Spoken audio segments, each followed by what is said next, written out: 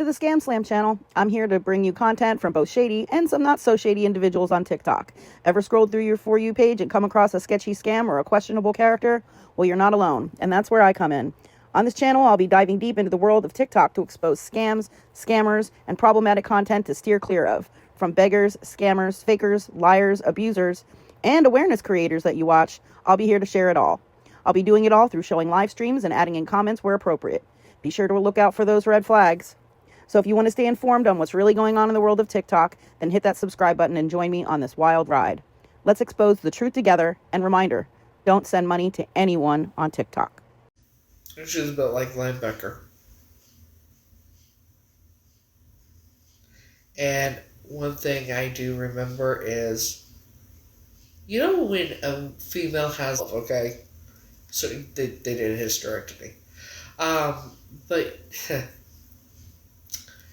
so, you know how females have that time of the month. Tell me why she never did. She never did. There's no pictures of her pregnant. I don't remember her ever being pregnant with Brad. I don't remember Brad being a baby. I remember Brad around a toddler, not as a baby. I'm sorry. It's probably somebody recording me. That's what they do. They record me, live stream me, all that shit. Make me famous, bitches. I don't give a shit. You know. What the fuck? Hello. So what happens when, if, so say, what happens when children turn around 12 years old? Puberty, right? And what happens to boys when they have puberty? Yeah. So around that time, because they would deem it medically necessary, because she was on some sort of public assistance from 1972 and 1973. I often wondered why. I mean, Joan worked as a secretary at the arsenal. Jack was a mailman with, he was in the military, he was in the Marines and that. Why was the only child that was on any type of public assistance Sue? So, puberty, right? So around that time of puberty, they have to have the surgery and the transition. Wham, bam, you get it, right?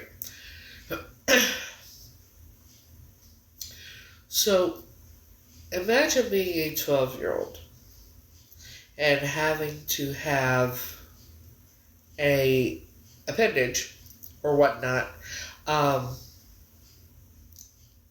surgically removed, because nobody can know that you're not fully female, that you're intersex, or you're actually a male that has been raised as a female. So when so they use you to kidnap children because you dress, you're living as a female even though you're a male. Now, in my mind, the thought would be, she was born intersex, right? But then I got to thinking, these people are insane, and it's possible that she was born a male and raised as a female, and it was so they could kidnap children, and that way she could look the part like she usually did. I'm sure she dressed, all she had to do was disguise herself by dressing as her actual gender. And then after they got me in their family that's when she started growing her hair out and growing her nails out and things like that. Before that, like I've shown the picture where she's holding that baby, you can tell how big her hands are because that baby was a month and a half old, supposedly. So that should tell you, because supposedly on the birth certificate it says 7 pounds, 8 ounces, 19 inches long. Her hand was half the size of the baby at a month and a half old.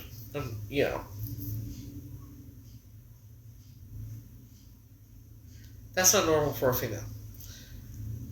And everything else. So, the normal thought would be she was born intersex, but then, again, the family's insane, and then she tells everything.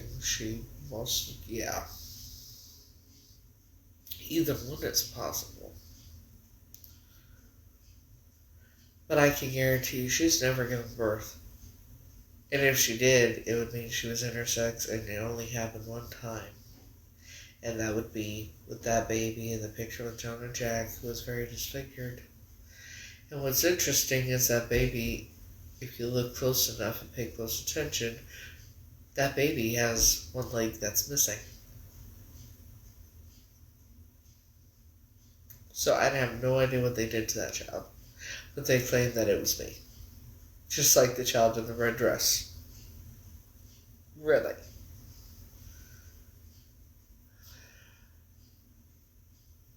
So yeah.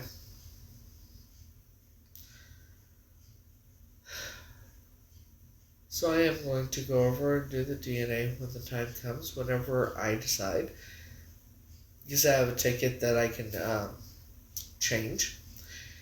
At any time. I can go later or I can go earlier. I can just wait and go when it's scheduled to go. You go over there and do the DNA test and then stay for about a week just to enjoy being over, enjoy the sights and everything, and then come back and they can find me over here to give me the results. What's been going on? I figured out Sue was born a man. Or intersex. Never gave birth. And I'm pretty sure I know who Brad really is because of the age progression of the child I found. I just wouldn't know who Shade is, though. But I'm pretty sure Brad is this child that was taken out of his crib in Colorado Springs.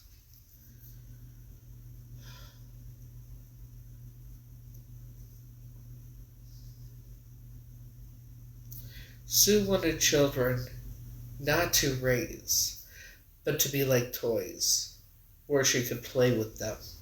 And when she got tired of them, she'd just ignore them, That's about what it was.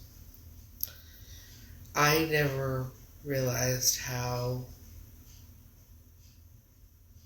mentally ill she actually was.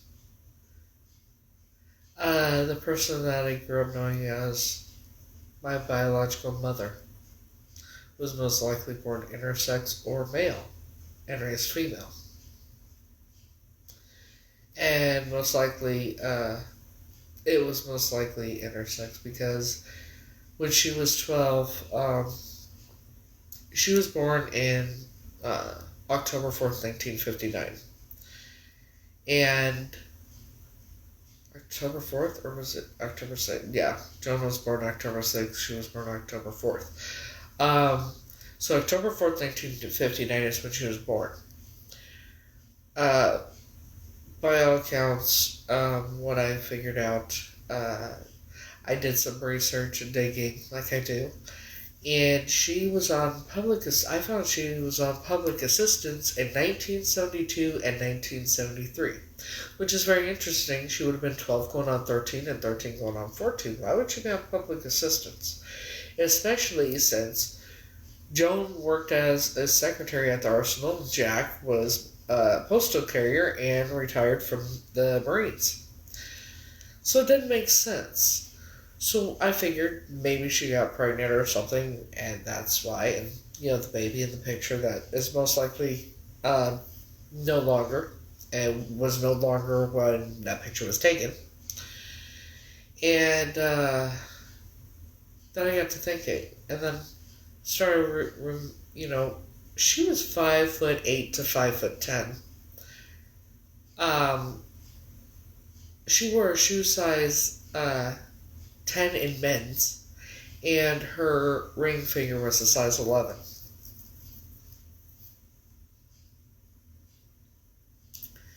Her father was 5'10", and her mother was 4'11". Her older sister is 5'2". Her younger sister is 5'3", and her younger brother is 5'5". Now, if you were born intersex, they have to put one gender on the form when you're born.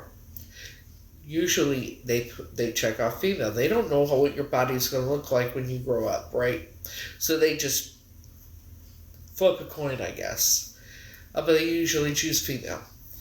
So, there's going to be some issues in that. But around puberty time is when you're about 12 years old, correct? So she would have been 12 going on 13 in 1972. So how long? And back then they would have deemed it medically necessary when it came to intersex. It was different when it comes to transgender than it is intersex because, So around puberty time, they would take care of that issue. Think about that. Being 12 years old, already being as it was, because, and why they were so mean to her when she was growing up and everything up, that's why, and,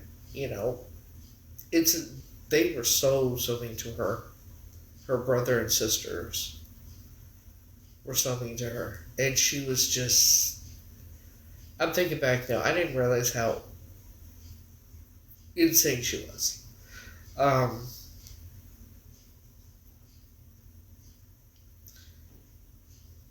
But so it's very plausible that between 1972 and 1973 she was actually on Medicaid, because Medicaid would have covered it. And Joan and Jack would not have been able to afford the surgery, evidently. Also, they didn't want that on their record. Imagine prominent family like that having a child like that. That's something you have to hide when you're people like them. All they care about is their reputations and money. That's all they fucking care about. Trust me, I know for a fact. So, yeah. I'm pretty sure. But yeah, she never had that time of the month as far back as I can remember. I lived with them more, off and on. And she passed away, supposedly. She didn't pass away. But she faked her death.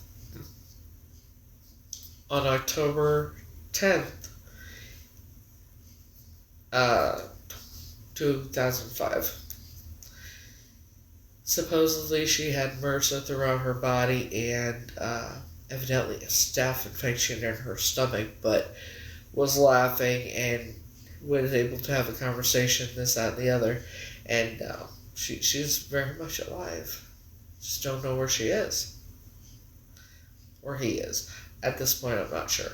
But she didn't start growing out her nails and her hair and that, and doing her makeup and that until after I was put as her daughter.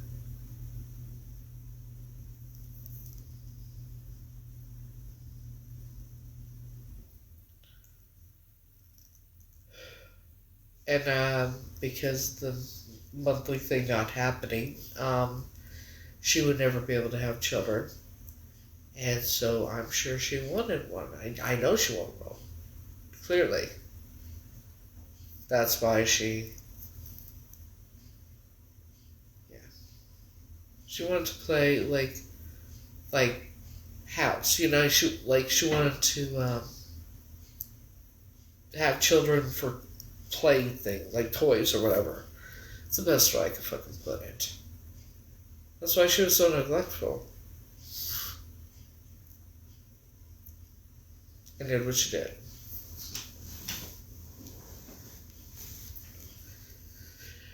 But like I said, it could be either way with that family. Either she was born intersex, or they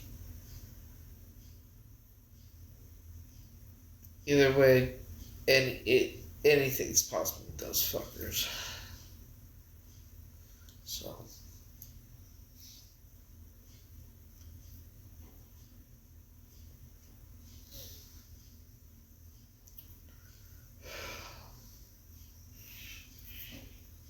But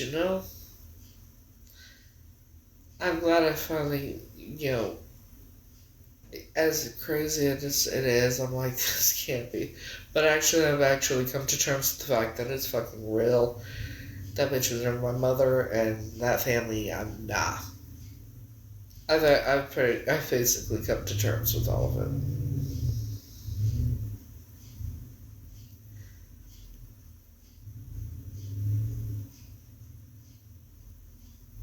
It's fucked up.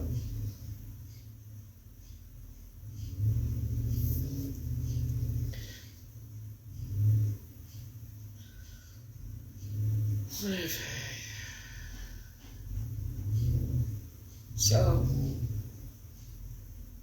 how is everyone?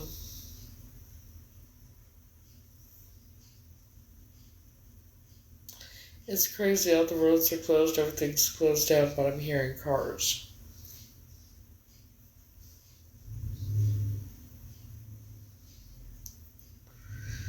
We got about 2 feet of snow.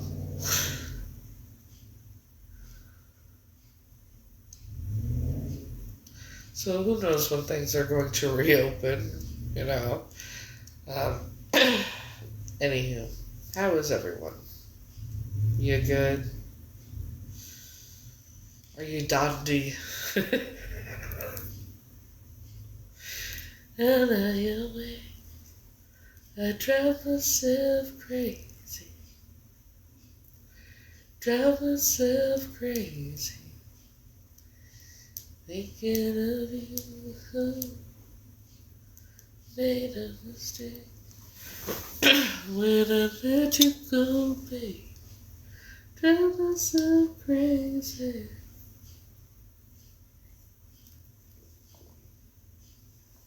My fucking foot's killing me. Ow. Oh, Lord have mercy.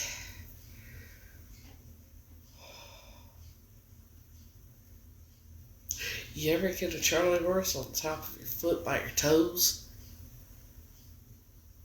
And you don't know how?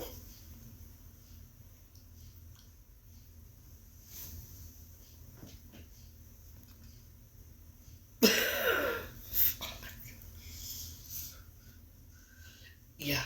Oh, fucking hurts. Fucking hurts.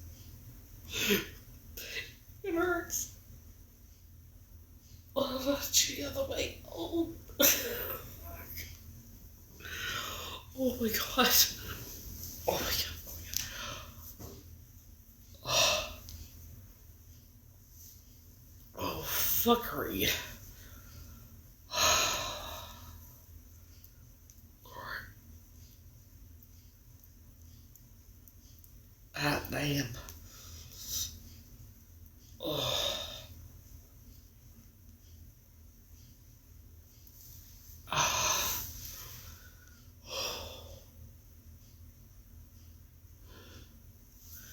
So, from what I hear,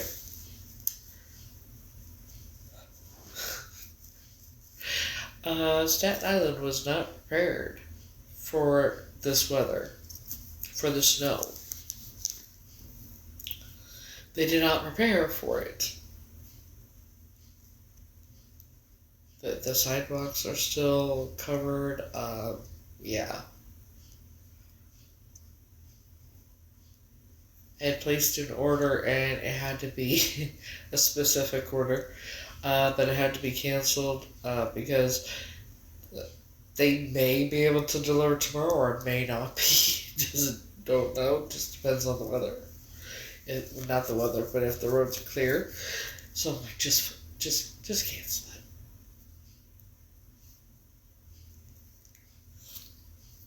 it. Anywho, 2 feet of snow is amazing. I just love it. Beat me up, Scotty. I'm ready to get the fuck out of here. Shit.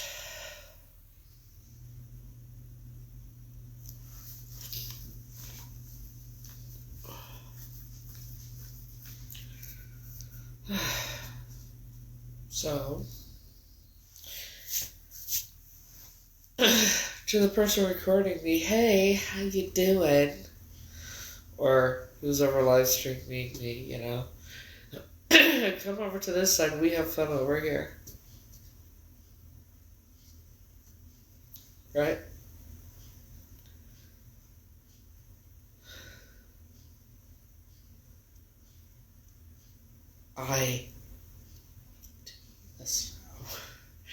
It's beautiful. I just hate the snow. It's too much. It's too much. I also, I have an intolerance to cold, so this isn't good. I hate this shit. I hate it. Because I'm either too hot or too cold. I can't, I will turn up the temperature on my thermostat 1 degree, and it gets too hot. So I turn it down 1, it's too cold. I do not understand it. Why, oh why does my body hate me? Shit. But, actually, truth is, I have a heat intolerance and a cold intolerance because of my autoimmune disease. I have Hashimoto's disease, thyroiditis. But yeah, so, and that's why when I get really stressed out or overwhelmed, I get really, really exhausted and tired. And I can end up sleeping for hours during the day, fall asleep right here, The struggle is real, y'all. That right mind is fucking out there trying to drive. The fuck in the right mind is trying to drive right now? Only in Staten Island. Only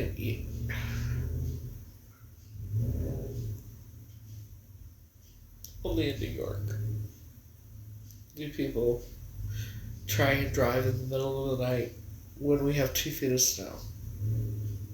So their tires just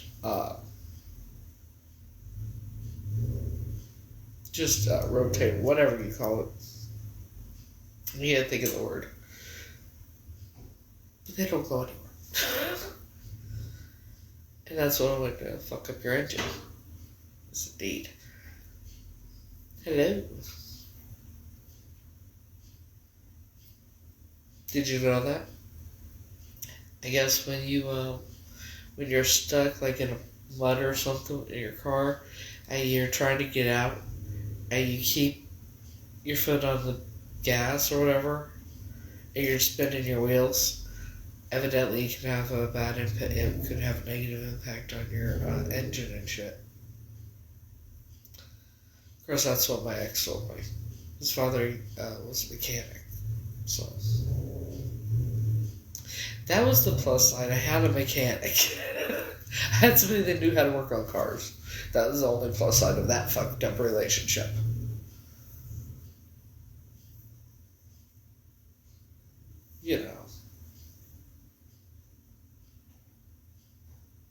I don't remember. I didn't even know I was in the files until I've been told that everything I've been talked about, past year and a half, 2 years, the things I remember are in those motherfucking files, along with talking to someone I've known for 20 years that I've blocked completely. I called him. I said, am I in the... He's like, hey, what's going on? I said, am I in those files? Because he claimed he was CIA. He also told me he was part of that cult. He's like, no, I told you you're safe. He's like, why are the memories that I've talked about over the past year and a half, 2 years, why am I being told That shit's in the files. And he then said, that's why I was coming to talk to you in person. He better not.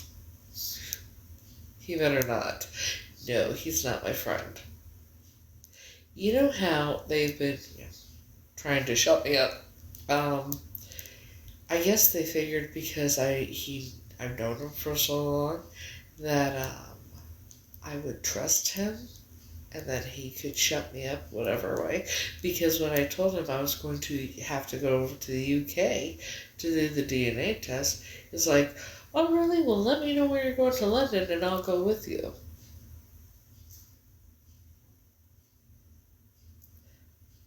Yeah. I said the UK. I did not say London. I just said the UK. Yeah. So they had been trying to, and it wasn't the first one. They'd been trying to get people to get close to me, get information and shit from me. So if I had called him and told him if I told him where I was going, right? What the fuck do you think would have happened? Oh, I'll go with you. Why would it? Oh. No.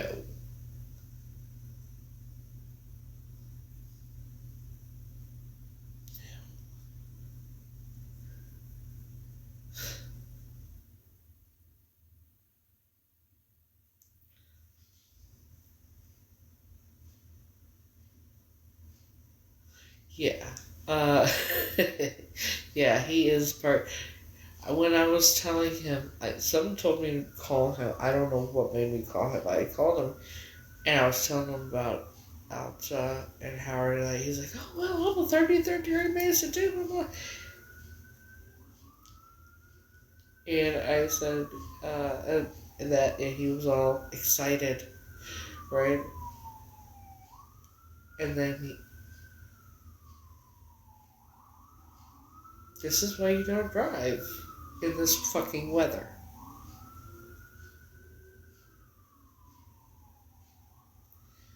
So, and then when I got to the part of being kidnapped and that, yeah, kind of changed things a little bit, but, then he started contacting more frequently, wanting to know what I remembered, and at first I believed him when he said he was he was a government, he worked for the government. I believed him. And then I got to thinking later on, wait, he's been in prison. He has nose candy addiction as well. He's been to prison for that. So is his husband. How exactly?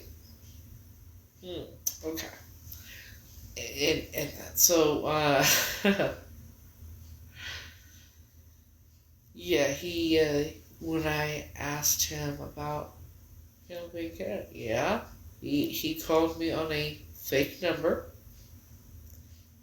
and he was telling me that he had my file, and yes, I was trafficked. He just didn't know who I was because my name was blacked out.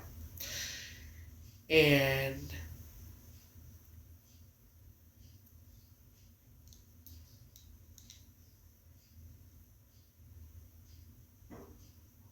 so that was like,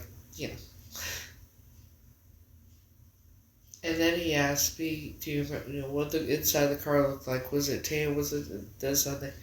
Yeah. He was trying to get to find it. He was wanting to know what I remember. He wasn't trying to help me. Jesus Christ, if he was trying to help me, wouldn't he have helped me after all this time? Yeah.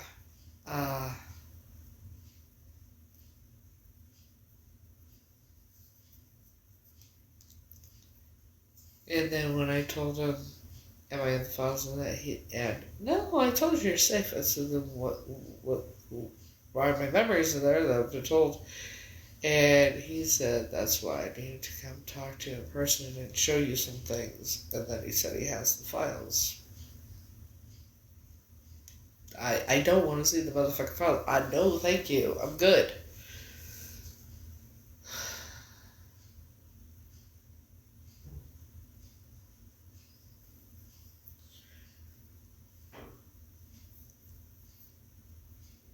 Yeah.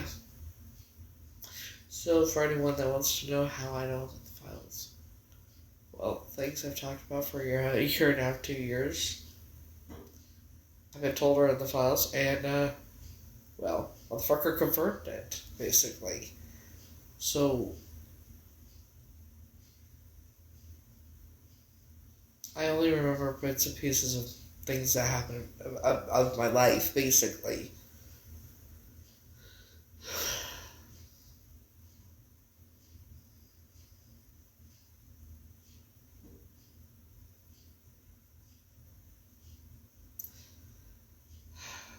Do me a favor. Kick rocks. I don't know what the fuck you're on, but you got the wrong one. Okay? And I really don't care. That's actually kind of pathetic. To be quite honest, is that the best you could do? That's the best, what, your best insult?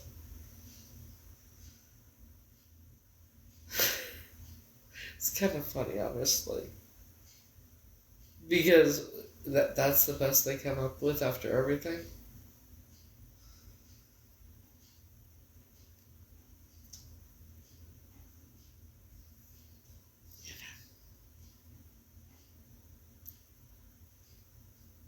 People obsessing about my nails. It's crazy to me.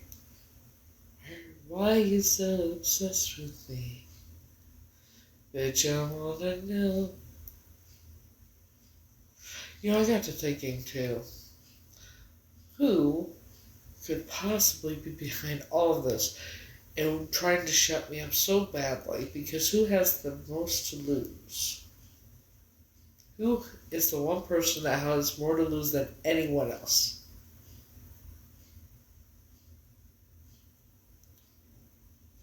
Sue. Sue has more to lose than anyone else. And if you pay attention, whoever's been behind all of this is very, seems to be mentally a child, right? Now, let's go back to what I was talking about a little while ago. 1972 to 73, she was on some sort of public assistance, most likely Medicaid. Why? Because Medicaid would cover a surgery like that because it was deemed medically necessary.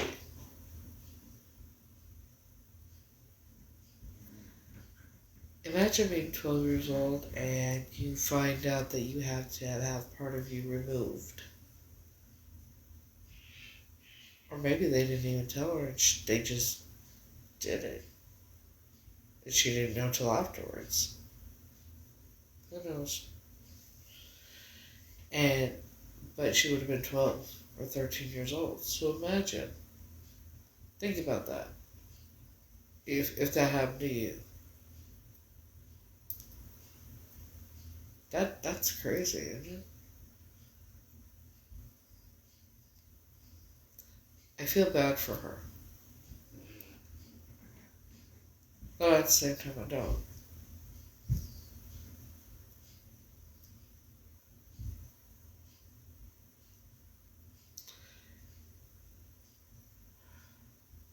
I do, but I don't, but I do. It's hard. You know, it's after everything I know now. It's hard to. I mean, I don't hate her. I just. It's hard to explain.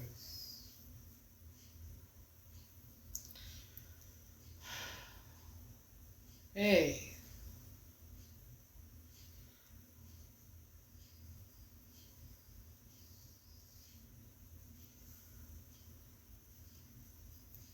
I don't hate her, but I have nothing for her. Oh, you're here. Why are you so obsessed with me? Get over yourself. Okay? Mama Bear 2026. Thank you, darling. So it begins.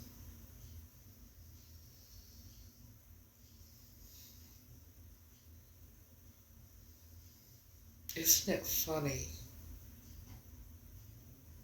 The shit that they're doing. It's funny to me. After all this time, all the evidence, everything, and they're still up to their little tricks and BS shit that they do. Right? I think it's more annoying than anything. It's okay. I refuse to give them my energy. So we just, you leave them or block them or whatever. But I'm not going to give them my time or energy. I'll say their name and they just get blocked. Because I'm not dealing with it any longer. My peace is more important than anything. My peace and happiness is more important to me than this childish bullshit that they've been pulling all this time. You know?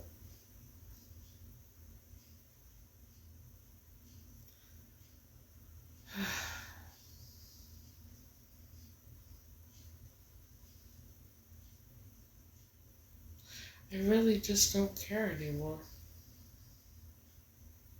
I choose to be happy. I choose to put the shit behind me and move forward. I am going to go find out, I am going to go do the test and everything regardless, no matter what, because I would like to know. And if it turns out that it does match, then the family deserves to know too, but nobody's going to know when I go over there. And nobody will know when I do the test.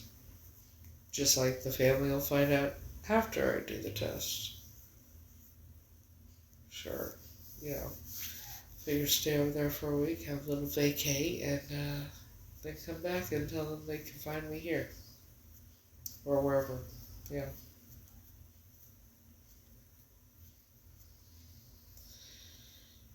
And then go from there once the test and everything comes back. But other than that, I'm gonna live my life.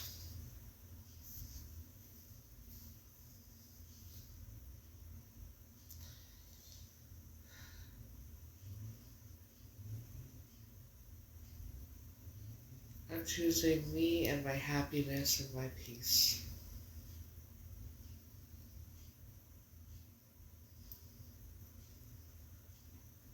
And my happily ever after. Whatever that may be. Hello. I don't have to prove anything to anybody anymore. Whatever happens, happens, but I choose my peace, my happiness, and my future, and my happily ever after. I don't care about that shit anymore. Like I said, I'm going to do the test, but, I'll do it when I do it. It's not going to be, it'll be this year. But, yeah. Do the test, stay maybe a week or whatnot, come back and tell them, hey, you can find me in New York. Here's my email, or call me, or whatnot. Or you show up at my door, I don't know if you, just let me know ahead of time. Probably not going to work like that, is it? It is what it is, but I'm going to do me. I'm focusing on me, my life, my happiness, my peace, my future. And that's what matters to me. The rest doesn't fucking matter. You gotta keep moving forward, because if you keep looking in the past and focusing on all the time, you keep repeating the cycles. Right? And you don't move forward. You don't know what's possible.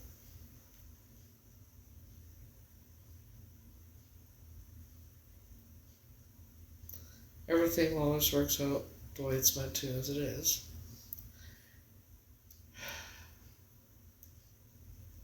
And whatever's meant to happen will happen. But if it turns out I'm not Catrice, then I may just stop looking. Because here's how I feel about it as of now. If my family didn't care enough to look for me, why the fuck do I care if ever find out who they are or who my real identity is? Right? My name doesn't mean shit. What I mean by that is, it doesn't make me who I am as a human being. What makes me me is who I am as a human being. My heart, my soul, what kind of person I am, how I treat others, that kind of thing. That's who I am. They make nothing but whatever people call you. And you can have your name anything you want. Yeah, you have a legal name, but you know, people call you whatever you want. You can have them call you Elite for dinner if you want. Hell, you can actually change your name to basically whatever the fuck you want to. So it's like, your name don't mean shit.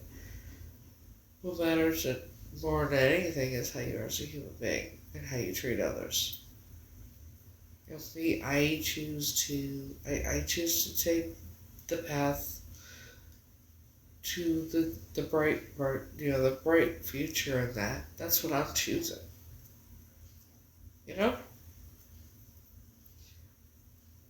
Everything will work itself out. It always does. But I'm not going to worry about it anymore, and I'm not going to stress about it anymore. I have more shit to deal with, you know? I got school. I want to start doing the entertainment shit again. You know? It takes time.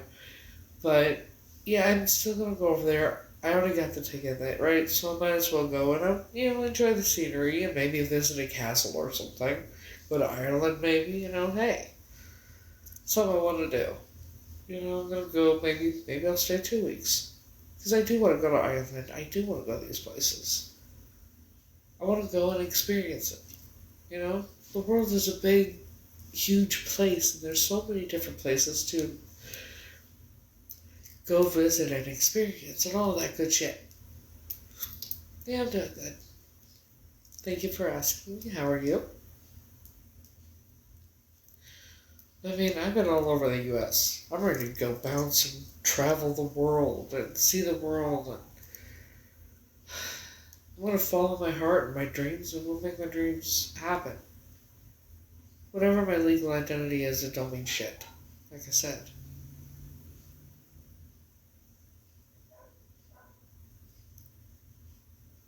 All that matters, truly, is who I am as a human being.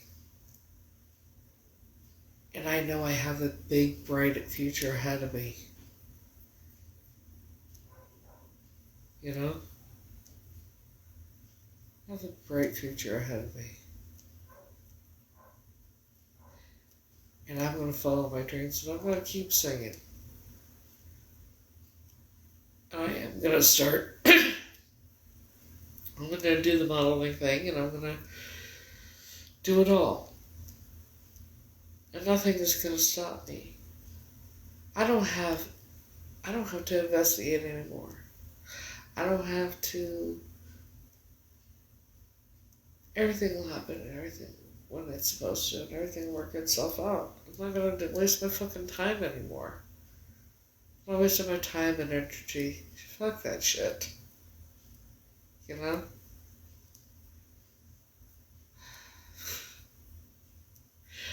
I'll tell you what, there is one person I would love to go to London with me, and that's Frankie. I would love if he went with me. Jesus fucking Christ. What the fuck?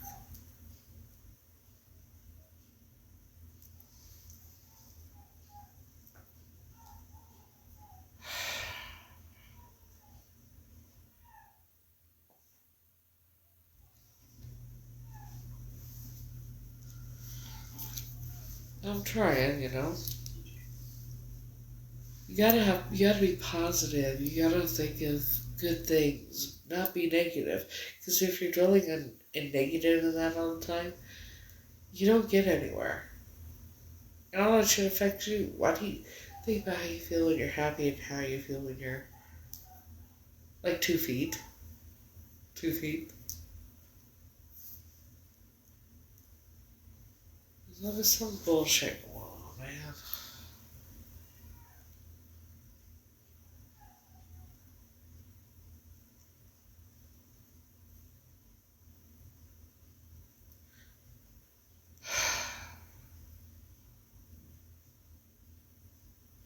I have no fucking idea.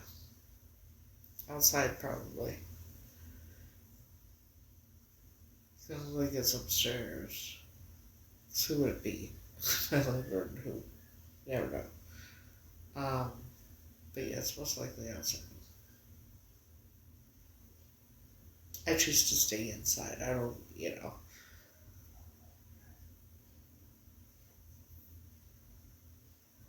So,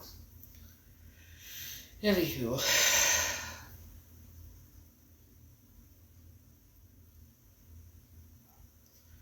And I am gonna write a book. Yeah, it was about a foot and a half, 2 feet. I can show you.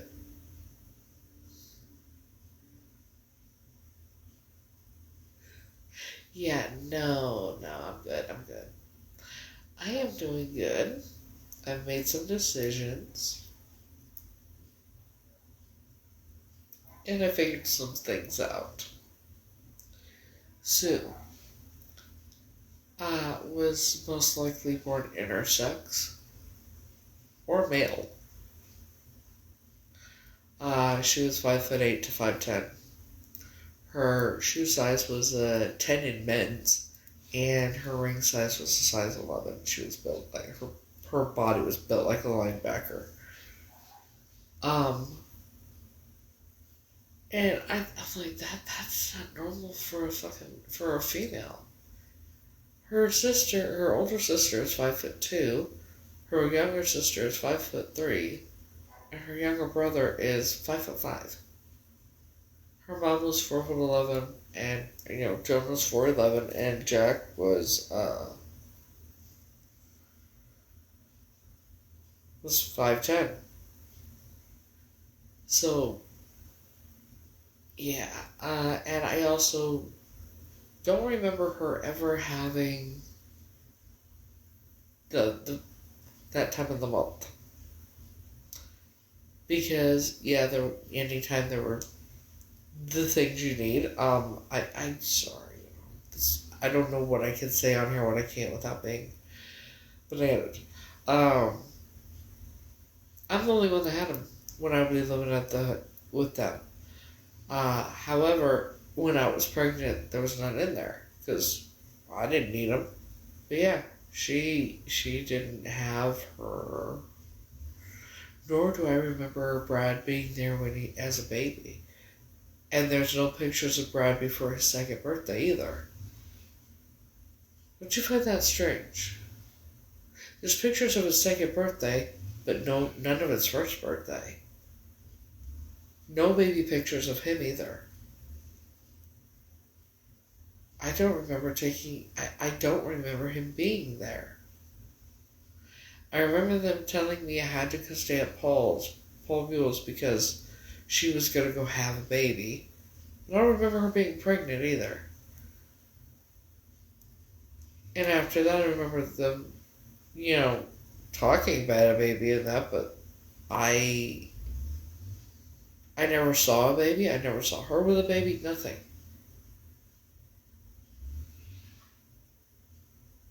Nothing. It was weird. It's weird. So yeah, I'm pretty sure she never had any kids. None biological. But when you're born intersex, they have to put one gender on the birth certificate, right? They can't put both. So the majority of the time they will put female. So they raised her as a female, right? I found out online that in 1972 to 1973, she was on some sort of public assistance, which was very curious to me, because I'm like,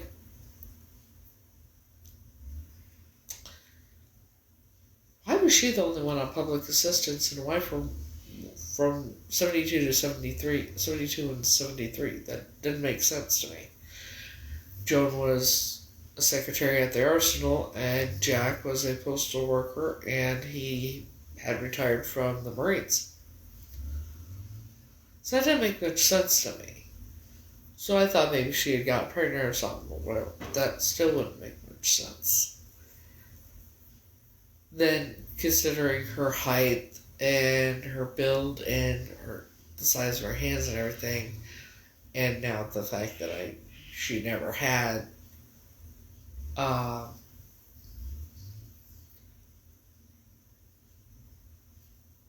the most, when you hit puberty is around when you're about 12, right? In 1972, in October 1972, she was turning 13. So what happens, because I looked it up, so what happens is, when they get to a certain age, around puberty, they will go and do the surgery and do whatever needs to be done.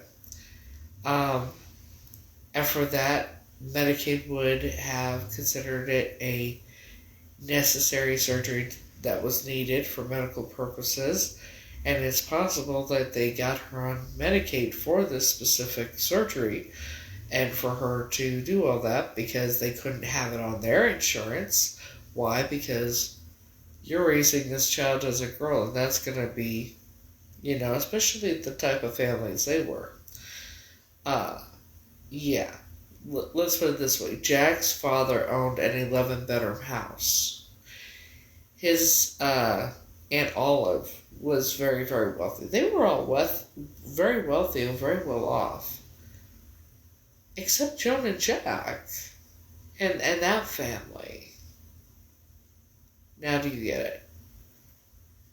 They lived the way they did because they had to as a cover, because of me.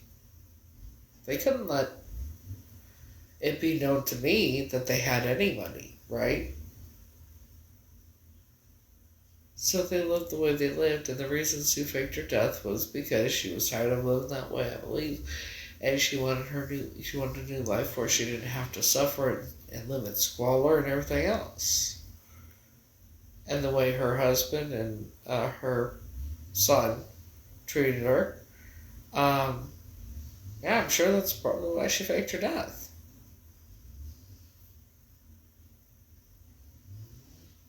But here's the thing, they know.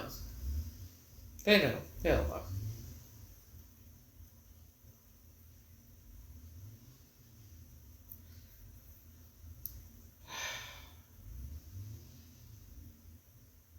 Somebody's spinning their tires out there. That's probably what the fighting was.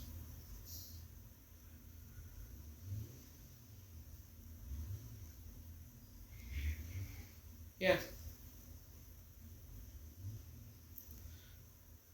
So, there's one of two things. Like I said, the logical explanation would be, she was born intersex, right?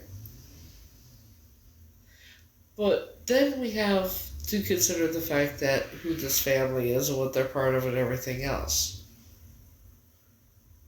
It's very likely that she was a male and they raised her as female because that way they would be able to have her kidnap children, and then, they probably had the surgery in 1972 or 73, had her on whatever she needed to be on, and of course it would have been approved and covered up. All doctors would have to do is falsify the fact that say that she was intersex. Well, all I can prove is she was 5'8" to 5'10". The picture of her holding the baby is a month and a half old. Her hands are half the size of the baby. The baby looks really tiny that she's holding. On the birth certificate, it says 6 pounds, 7 ounces, 19 inches long. Yeah.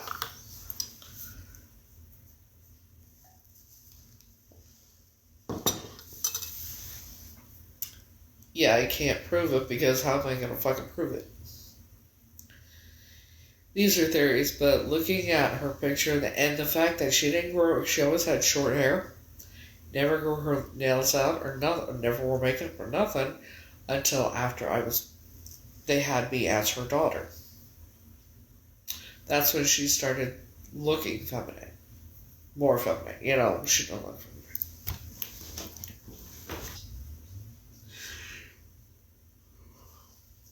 Find her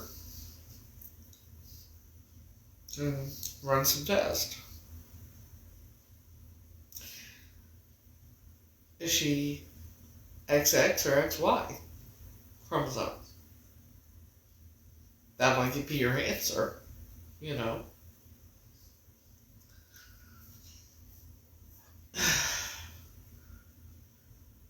Hopefully they'll be able to find her.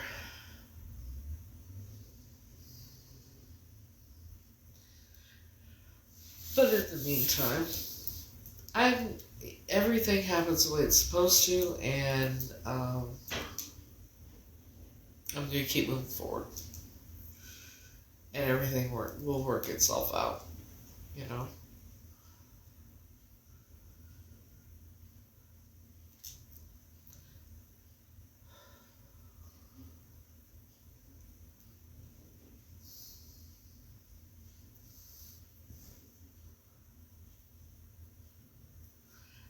Yeah, I asked my ex-husband to give me a tattoo in her memory. And that's what he did. The mom with the heart in the heart. I'm glad he didn't do any more than that shit.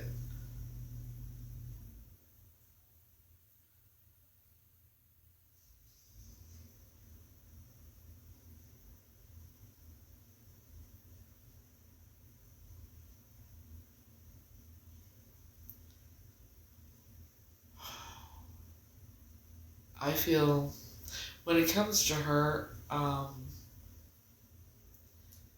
feel bad for her, but I don't feel bad for her.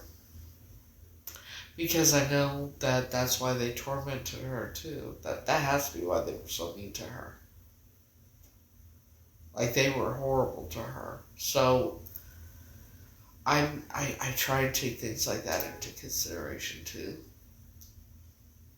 Because she didn't deserve the way they treated her, either. At least that's what I've been told. It could have been a lie. Because they didn't seem to have any problem with her as an adult. They acted just fine around each other. But then talked bad shit about each other afterwards, They were always talking bad about her. And one thing that they always said, and now I know why, is, you're just like Sue. You're just like Sue. You're just like Sue. That's one way to convince someone that is their mother, isn't it?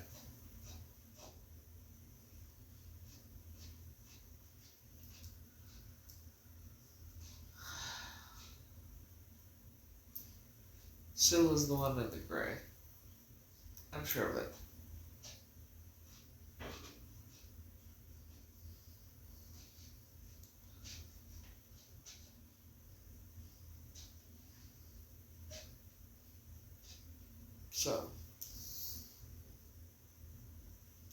So much fun,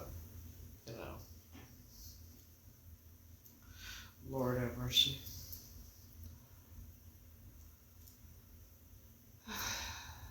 That's okay. I've come to the decision that I'm going to keep moving forward. I'm done investigating. I'm done with all of it. I have enough evidence I have so much evidence. If all the evidence I have isn't enough, then it is what it is. I'm gonna go over, hopefully do the DNA test, and they can find me here or whatnot whenever it comes back. But I'm gonna keep living my life. I want to focus more on school, and I want to start, singing more, and actually maybe, I want to try for a career maybe, and I want it all. I want to act. I want to sing. I want to model. I want it all. That's the shit I've been wanting to do, and put it all on the back burner for this shit. Truth is, it doesn't matter what my identity is. It doesn't. The only reason I'm going to do the DNA test, if it comes back not a match, then I'm done. Because here's how I feel. If my family didn't care enough about to look for me, why the fuck would I care to? I don't care to find out who I am then. But this, finding out whether or not I'm Patrice is a different situation. Because her family's been looking all this time. So they deserve to know, and then go from there if it is a match. But I'm alright. How you doing?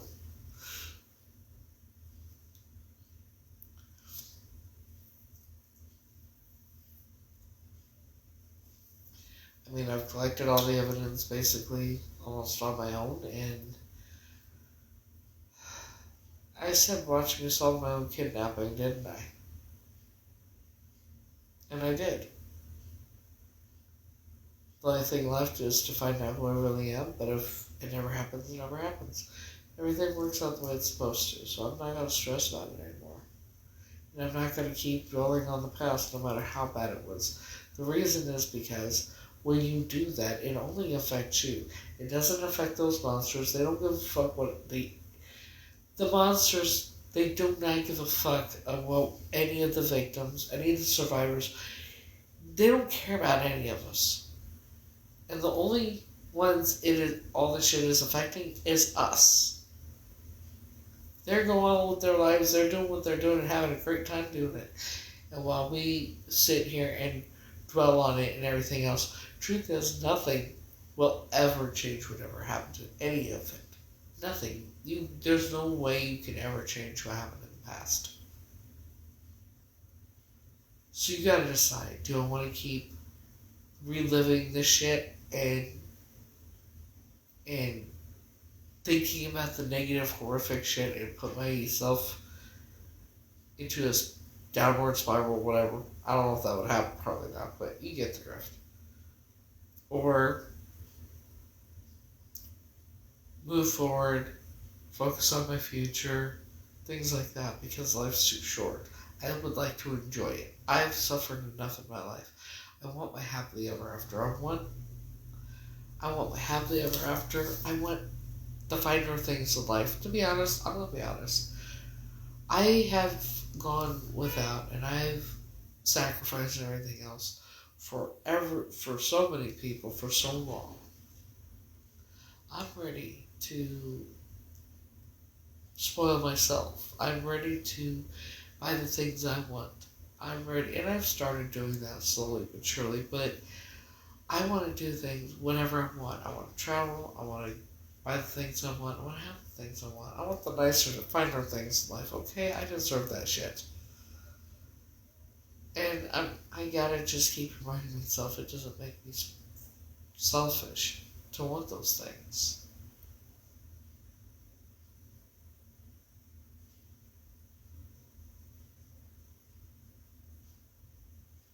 I want my happily ever after. I want to have the career I've always dreamed of.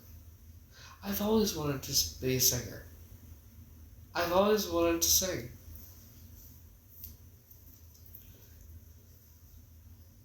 And the whole modeling thing, being told I'm a natural at it, and, Evidently acting, I'm good at acting too. I'm a triple threat, and I'm sure I could learn how to dance very quickly. It wouldn't be hard to teach me. You know.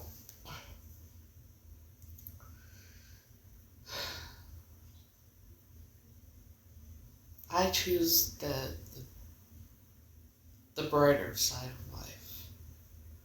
Yeah. I'm choosing my peace and happiness and my future and all of that. You know?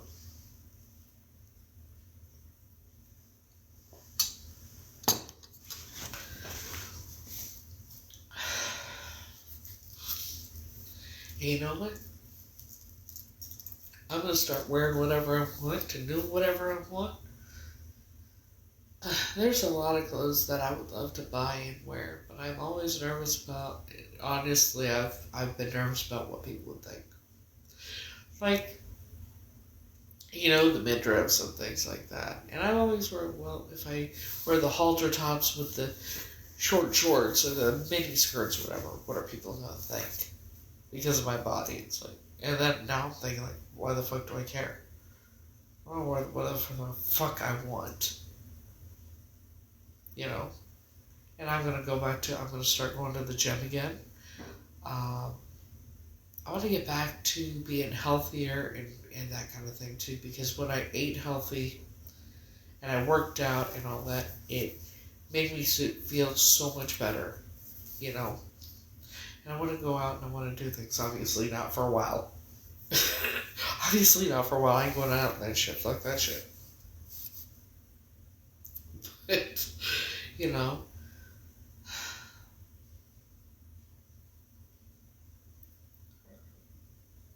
And I am going to write my book. But the truth is, if I never find out what my real identity is, what's it going to change? It's not going to change anything if I don't. It's not going to change me as a human being. Just like it's not going to change me as a human being if I do. Because I'm always going to be this way. What you see is what you get. I'm not going to change for anybody. I'm going to continue to become the best version of myself. I refuse to continue to focusing on the negative and everything else. I don't need that shit. It's too fucking short.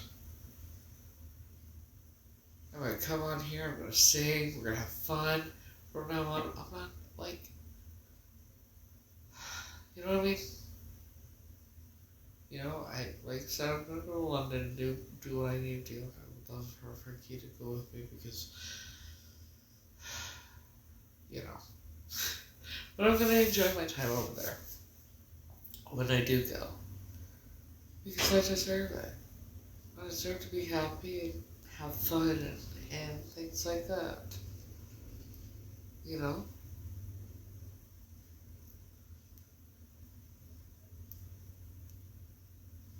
mean, I don't know when the last time I ever went, I don't remember the last time I went to like a nightclub or anything. I haven't gone in years.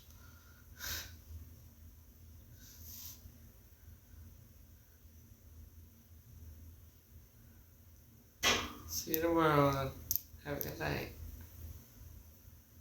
But yeah, I'm gonna experience all new things and just have fun with life. Oh, thank you.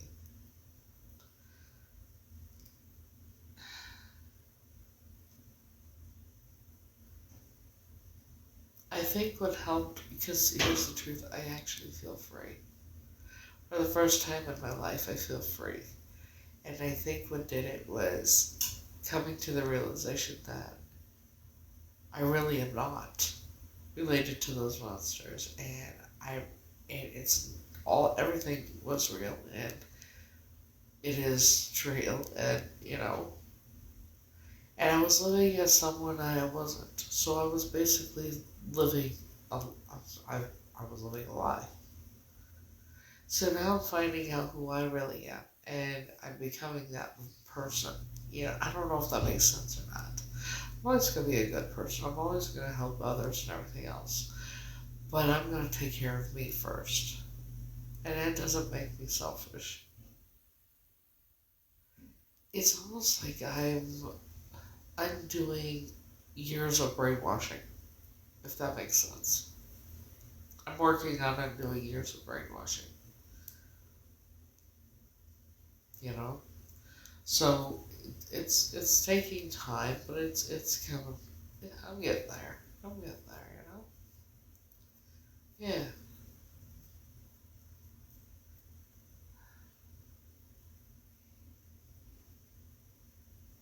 I'm gonna do whatever I want. I'm gonna eat whatever I want. I'm gonna go wherever I want.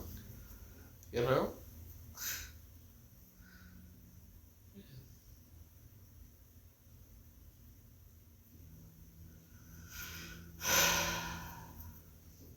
And I'm excited about the future.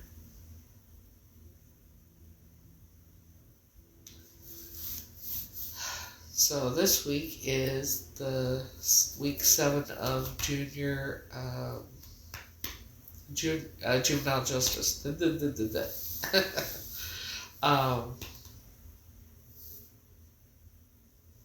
you. But so this is my 7th week of juvenile justice. So you know what? I want to see if he graded my paper. Let's see what my night had. So I'm gonna see what my grade is.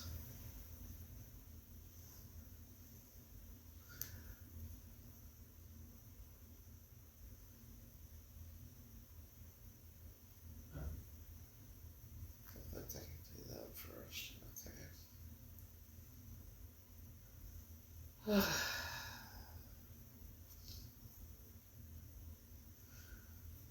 We'll chat later on.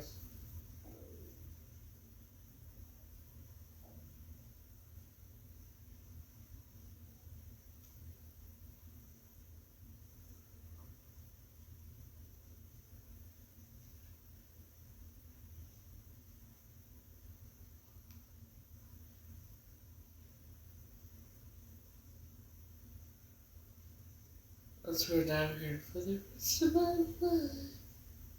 I wanna dance with you. So fast never since I ever stole away, walk through. That's the song I'm hearing right now in my head. I can't explain it. It happens all the time. It's like it always means something, I just don't know what the fuck it means.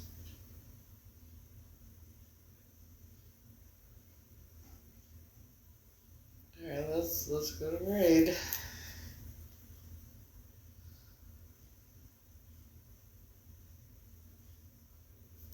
Oh, an 87.9. That's not bad. Right?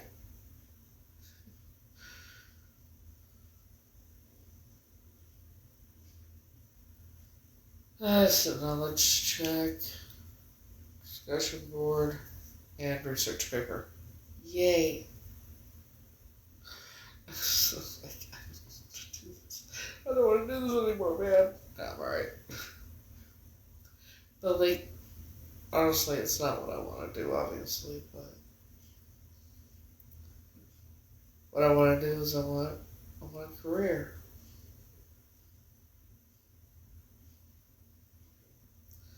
I want to be a singer.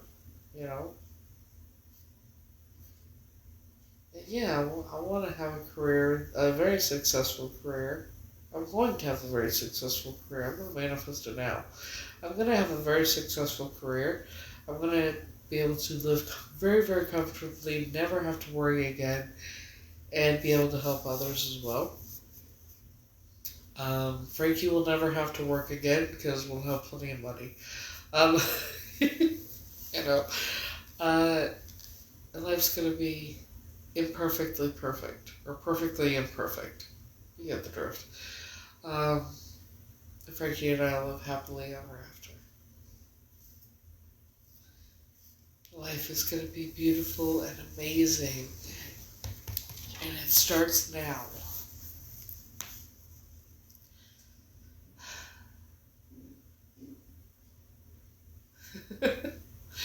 Right now I'm on a fixed income. I'm on disability. I would rather be able, like, obviously I've worked my life. But, no, I don't work. But I used to. I have done everything from childcare, obviously, at an early age, to that I've, it's alright. Um, I've done house painting, I've done janitorial, I've done housekeeping at hotels, I've done construction cleanup, I've done landfill, where you walk through the landfill 8, 9 hours a day, up and down hills, picking up trash. Yeah, did that.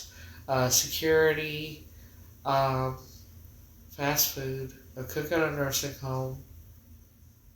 I'm a jail of all trades. And I've done where I, put stages up before concerts, took them down after concerts. I worked for a lot of temp agencies, so I'm very well rounded when it comes to work. Um, and I'm a hard worker. There would be times where I would get a job that's supposed to be a week. I get the whole thing done in 2 days. I had male coworkers tell me that they liked working with me because I was better than working with guys, because guys didn't want to work as hard as I do. Guys don't work as hard as I do, from what I've been told. Um, yeah, I have very good work ethic,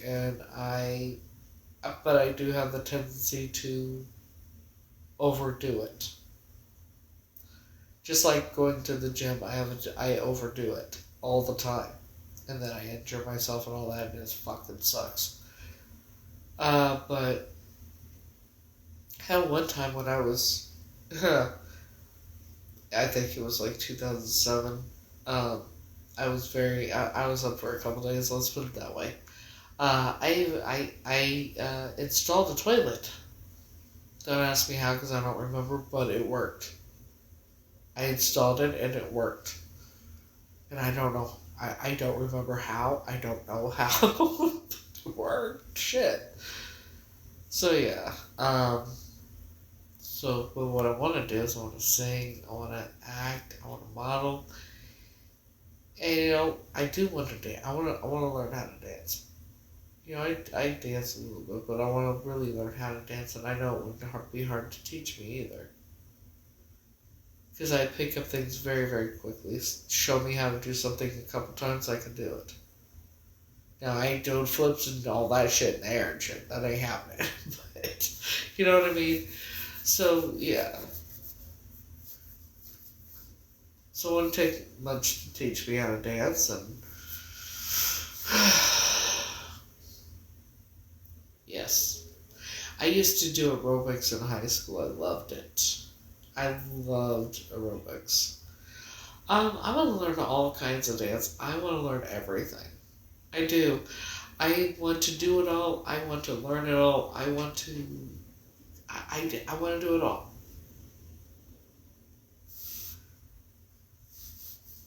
I want to try it, I took the one lesson, I really enjoyed it, so I am gonna go back at some point. Or if if he and I ever got together, he could just teach me. Because I'm sure he could teach me very quickly. It wouldn't be hard. And I'd be willing to work every day at it and everything. Like I said, when I set my mind to something, obviously, I've proven that I don't stop. I'm very determined, I'm stubborn, and I'm a very, very hard worker. So, I'm a very motivated person. Now, let me say, I gotta say this. For years, I thought The way my life was, I thought that I didn't like to exercise. I thought I just liked watching TV, doing nothing. I thought that, exercise was boring and just a lot of things. And they had me eat the fatty foods and all that. Well, he teaches younger. He teaches younger than me. He goes around teaching different schools and not schools, but different studios and that around the world. He actually, in college and that kind of thing, and he actually just got back to the U.S. From Australia not that long ago. Oh my God, it was big.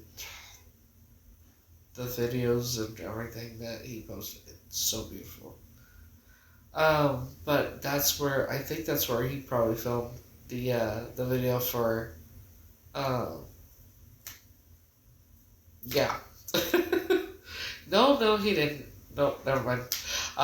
But he did some pictures over there and everything. But yeah, he has been teaching dances. He was like 12, I think.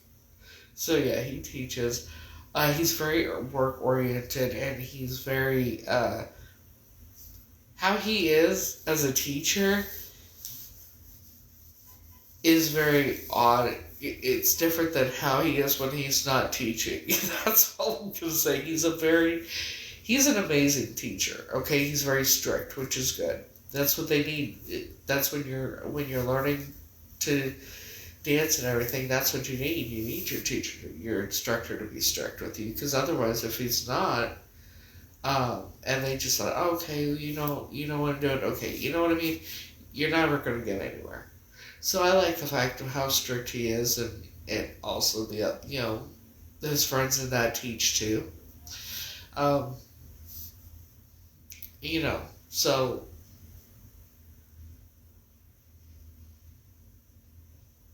it's good that they're strict and everything, and that's why the kids are so great at what they do. It's because these are amazing teachers. His sister too. His sister is actually a teacher at a school, and she also works at the studio too, teaching. So yeah, they're very strict and stern, but it's because they want the kids to be the best they can be. You know, that's what you should strive for, and that's what I'm gonna do. I'm gonna strive to be the best I can be at whatever I decide to do, whatever field I decide to go in. And yeah, I'm good at criminal justice and the detective work and that. Clearly, we know that by now. But it's not my dream. That's not what I want to do, honestly. I'm very interested in it, yes, just like I'm interested in other things. That's why I've always studied it. It fascinated me. But the truth is, what I really have always loved and been passionate about is actually singing. And yeah, I remember one time in elementary school, I think it was probably second grade, we had a bathroom in the classroom. So I went in there to use the bathroom, and I started singing. And when I came out of the bathroom, everybody was clapping. I was so embarrassed. I was so embarrassed. I didn't know I was being that loud either. I didn't know that.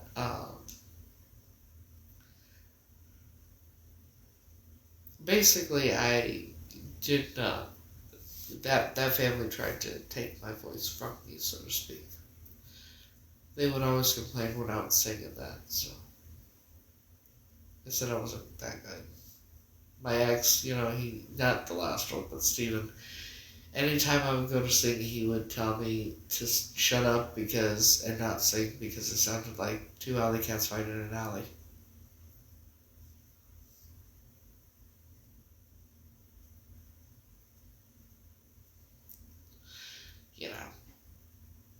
Truth is, he can't carry a tune to save his fucking life.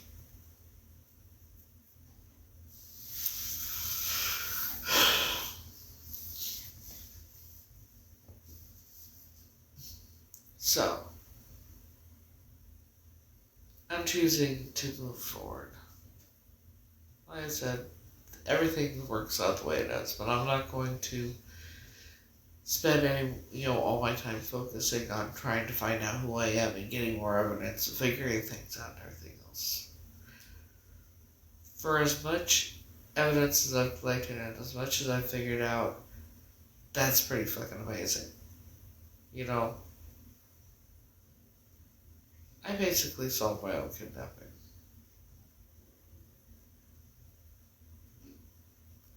And if a test comes back that I'm not Catrice, well then I keep pushing forward and living my life. So, anywho.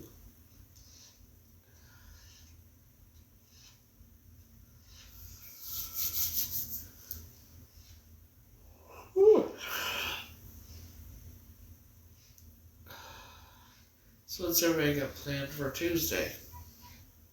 Or are you all, is everything closed down where you're at too?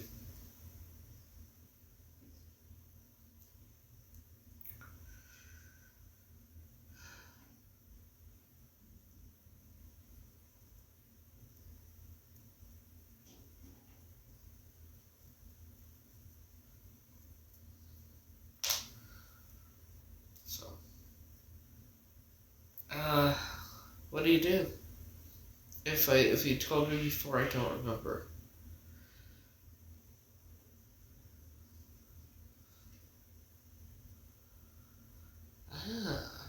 I'm supposed to go to the doctor tomorrow. I don't think I'll be going.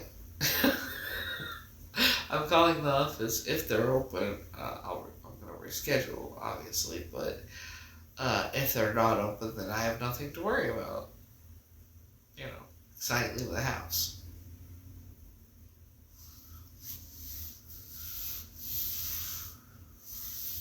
Oh, wow.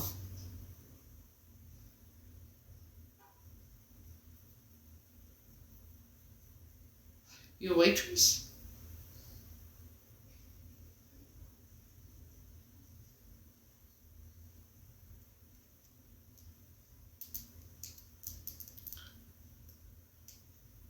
Oh, hostess.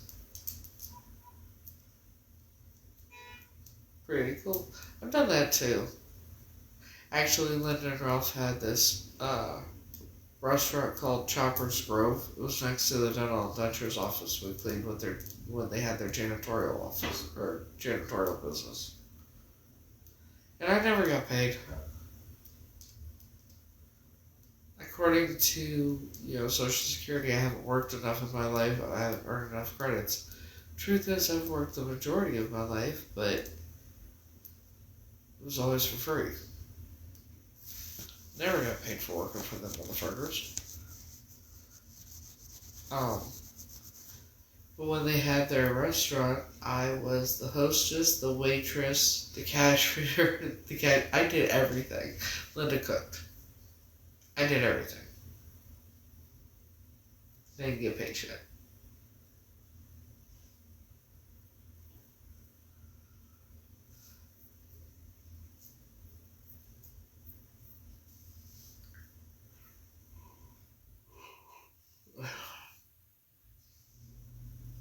Sometimes I do, actually, yeah. Because it gave me something to do. Not just gave me something to do, I have really good work ethic, and I would love to work again, But what I really want to do is, I want to, have a career in that, but at the same time, I do want to work. I want to do whatever it takes to have a career that I want.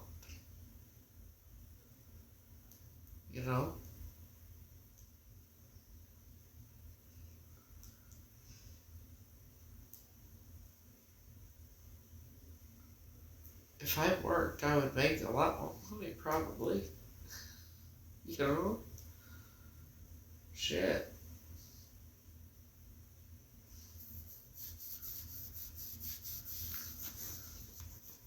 I mean, $994 a month.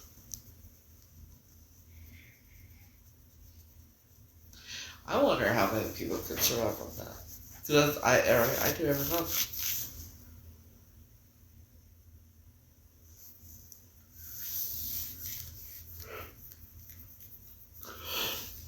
But yeah, I would love to work. You know, I would love to work. If I could, I would. I just need to find the right job. Something that I'm going to enjoy doing. I refuse to do, I will never do fast food again.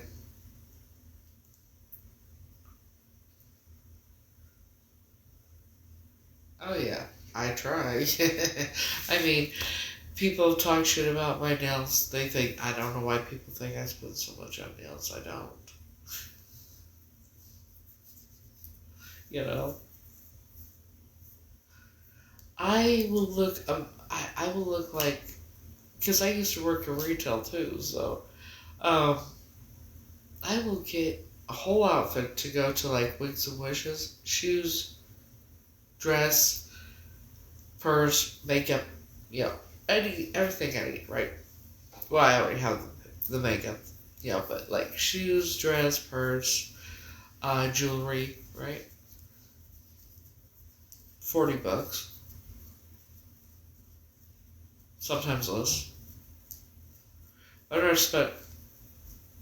have never spent $50 on things, on a whole outfit to go to a gala. And you've seen the pictures.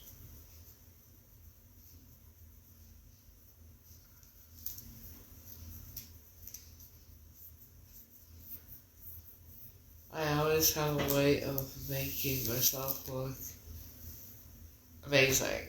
And sometimes I end up looking much better than some who spend hundreds of dollars on one outfit.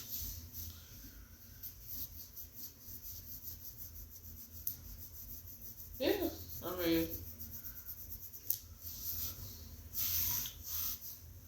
you just gotta know where to go. You know my dresses? Like, the one 2023, I got that from Walmart for like $15. And then the one I wore in 2024, I spent about 20 something, maybe $30 on that. So that year, you know, in 2024, I think I spent maybe a total $50 to $55 with the shoes and the dress and everything, because I got them from got them from Shane. And then, you know, and then the dress I wore last year, I got the two dresses I wore last year from Gina or Shane. Yeah. I no. No.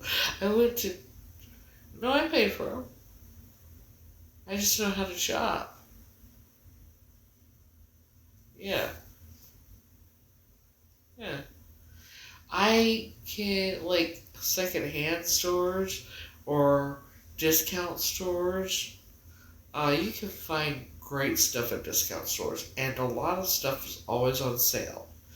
I have this one dress, the dress I wore when I saw Frankie in 2023.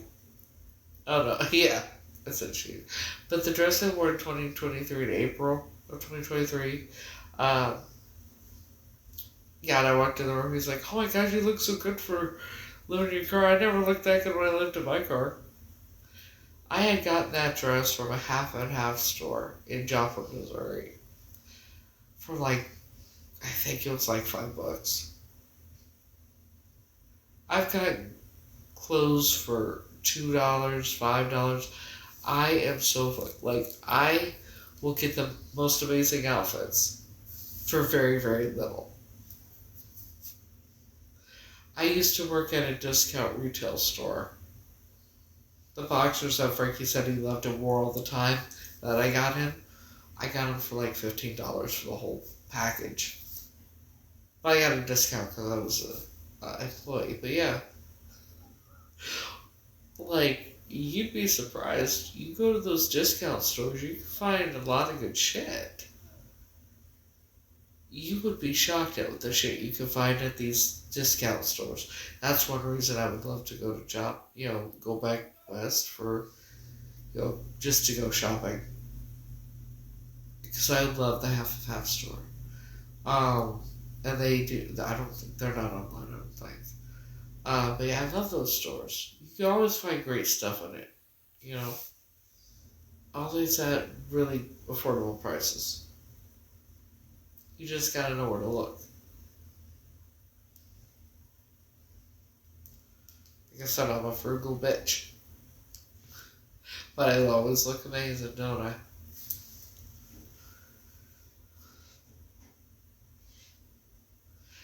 And then the dress I wore at the Cheer Choice Awards, actually, I got that from my daughter.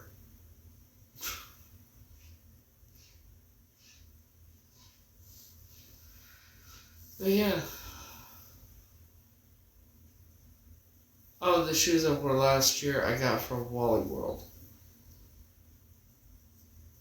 They were shipped to me.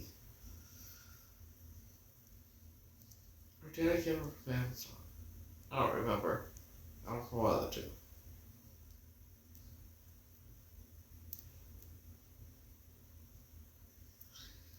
But yeah, I'm gonna live my life the way I want. I'm going to dress the way I want. I'm going to do the things I want. I'm going to experience life like I never have before. Maybe I'll go next week and do the Statue of Liberty tour or something. Who knows? Maybe I'll do the 9/11 tour. I don't know.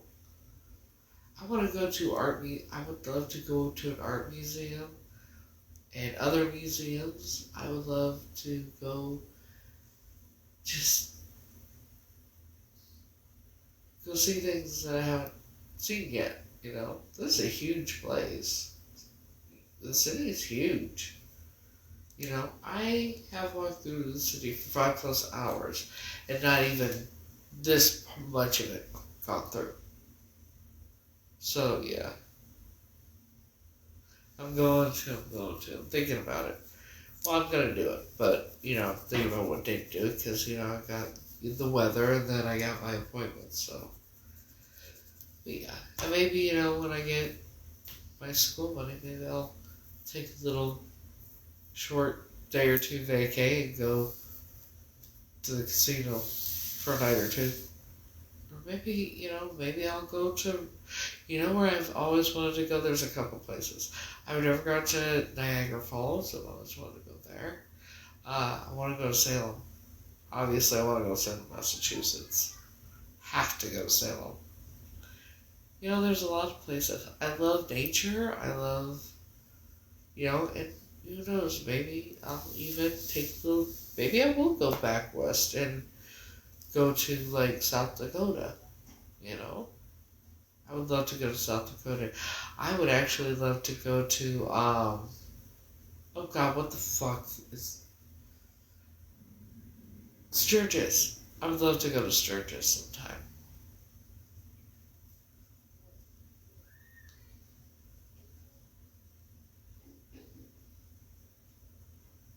I want to go to Sturgis so badly. And Sturgis is a motorcycle thing. It's like a whole week. And they have, the t-shirts, tank tops, everything. And, I would love to go camping again. I want to go to Mount Rushmore. I want to do all sorts of stuff. The only thing is I can't drive. But I could rent a cabin if I did. And,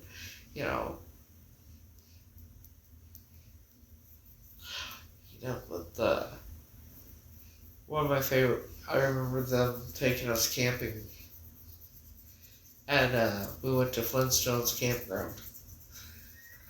It was so cool. Yeah, they had the statues and characters, right? Took pictures of them, and my finger, and it just went crazy. I don't know why, that's my ring finger. That's the only finger that's itching. I don't even know what that means. Jesus Christ. Anyways. Sorry. So, if you've never been to Flintstones Campground in South Dakota, so they have a train that goes around that you can ride, and they got putt-putt golf, and they have the bedrock that you can walk through. You can see, it's really awesome. It is so awesome. Yes, it's in South Dakota. In let me look it up. Yeah, it is so awesome. Kids love it. I think they might have a pool too, and they have a guest shop where you can get all this stuff. It's so amazing. Crazy Horse. I want to go back. I want to go and just be a kid, for a little while. Alright, let's see. Yeah, fuck Disneyland and shit like that. Go to Flintstones Campground. You have so much fun. You have a lot more fun and save a lot of money. Flintstones Campground in South Dakota. Okay, Flintstones Bedrock City. That's the name of it.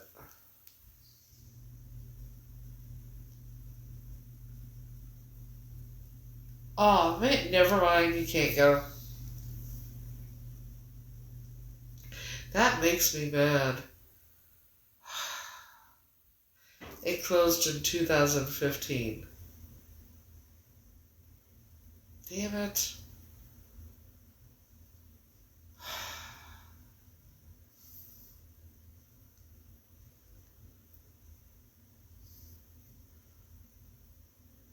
I can't believe it's closed. It was so much fun.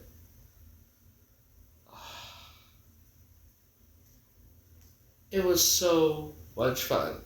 Like, they do have photos, so I'll show you all the photos. Oh. So, like, I didn't know. Damn it, you wouldn't want to go during Christmas shit. There's other places.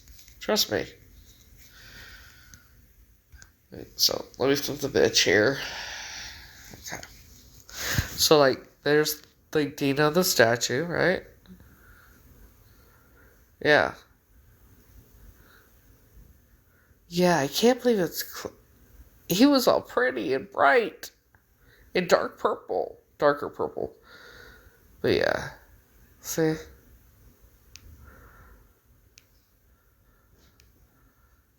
Yeah, I don't know what all this is. This ain't fun, so... see? They had a train, and it was really cool.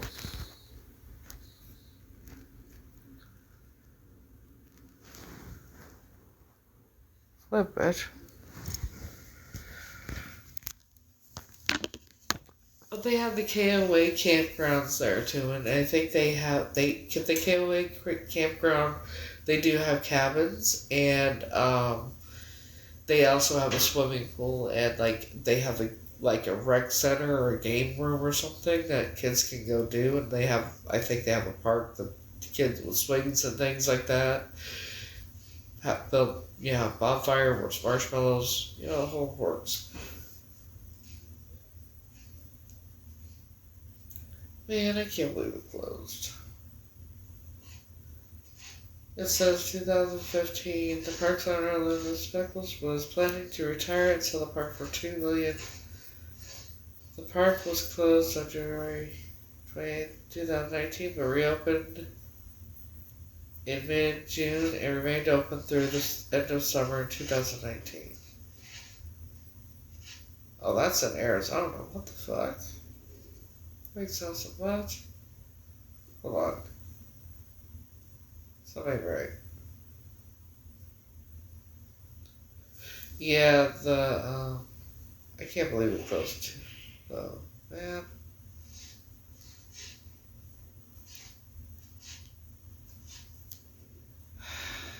Oh, here's some. Let me show you. You'll see how cool this place was. Like, look.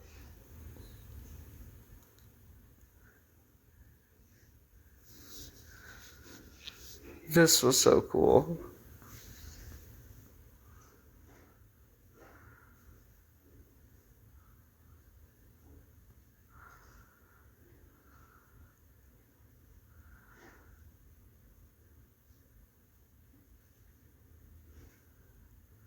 See, there's a little pup thing, I think. But yeah. They had the cardboard cutout things, but they were wood or something like that. And, you could put your head through the thing where the head was, so yeah, that was cool.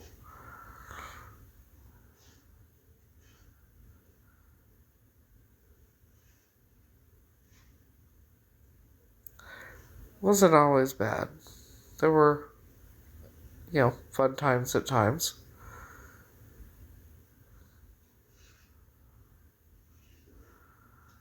But yeah.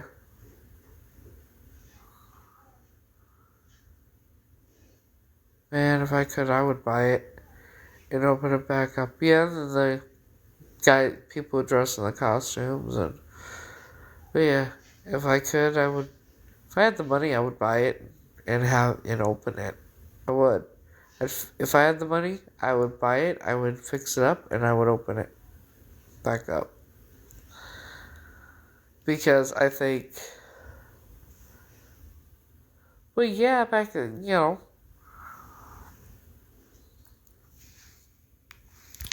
I don't think it was like that in the 90s when we went, but you never know. No, it was like for like it's not a person. It would be like that'd be like for the campground, the campsite would be that much for the whole campsite that you were at, not just for one person. Not for one person, but for the whole campsite that it would be renting the campsite. So it's not per person. I would love if I could, if I had the money, I would seriously buy the Flintstone Bedrock Campground. The Flintstones Campground, I would buy it and I would fix it up and I would reopen it. And I think, I think if it was reopened and families found out it was reopened, they would actually go there. Because it's so much fun. It was so much fun. Nowadays with the technology, yeah, technology is nice, but like kids don't experience real things anymore. Like playing and camping and fishing. Yes, I like to fish too. Well, I did. Stephen kind of ruined it for me. But I'm good at cleaning trout. I, I'm a natural at cleaning trout fish.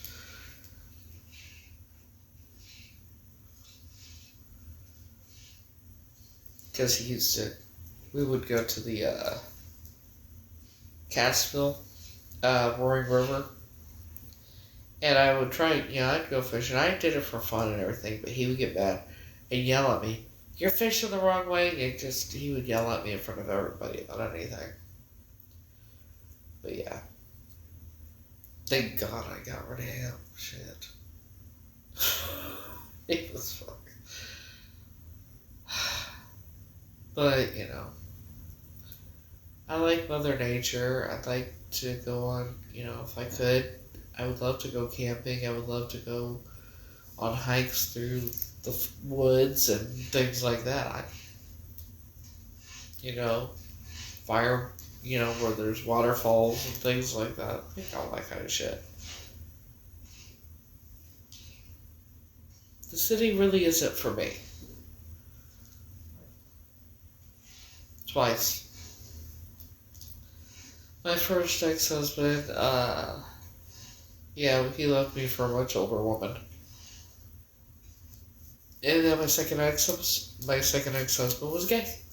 I didn't know. My second ex-husband, our divorce was finalized 1 year and 5 days after we got married. My first time I got married, I was wearing my pajamas. Second time I got married, I was wearing pants and a nice shirt. And then we went to McDonald's afterwards. Went to the courthouse, signed the papers, went to McDonald's, and then went back to the house. And then that night, he went to his room, I went to my room. Yeah. My ex-husband and I don't think... We shared a bed a couple times, but never did anything. And it led to trying getting me to stay with him.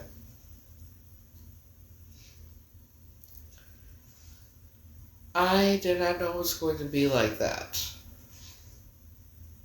I thought it was just before we got married. We were going to be in separate rooms because we lived at his mom's house. So we were in different rooms, and I was fine with that. I thought it was, respectful and everything else.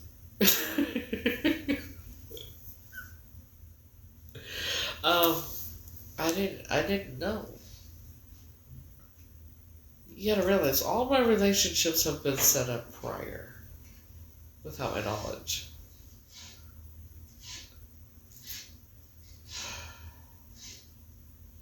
It wasn't my idea, trust me. Like, I've never been... sounds so pathetic now. I've never even been on a date.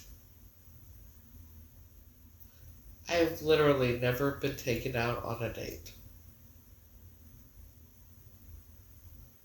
Unless you consider like a bar. And then having the night ruined. But other than that, I've never been on a date. I go out when the weather's nice and I take myself out sometimes. But usually I just order in. I'm thinking about taking myself to a nice dinner. Maybe. I might. Maybe I'll go have a nice steak or something somewhere.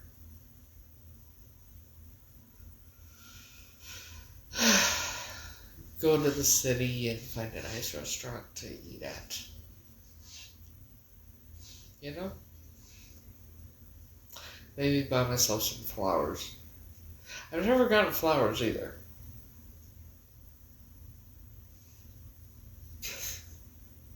I know. Pathetic. I know how to be romantic because I've been romantic. I've done candlelight dinners and things like that. For the who I was with. But nobody ever did anything for me. Except my ex-husband would get, like, my first ex-husband. He would get, like, go to the Dollar Tree. Yeah. Which, it's the thought that counts. But here's the thing. Even the wedding ring he gave me was like $1. It was a 99-cent ring. And I had to cut it off my finger. Because it was too tight. Yeah. It was like the 99-cent store and I didn't know. So no, I've never experienced romance, never been on a date. Well, one of our anniversaries, my ex-husband took me to Olive Garden. That was the first and last time I will ever go to Olive Garden. I didn't like the food. It was disgusting. So that's why I thought I didn't like Italian food. And I know any Italian, if they're watching it, if any Italian's watching, I can imagine what they're thinking right now. I can imagine them cussing at the screen. Oh my God, you thought that was real Italian? I can already hear it.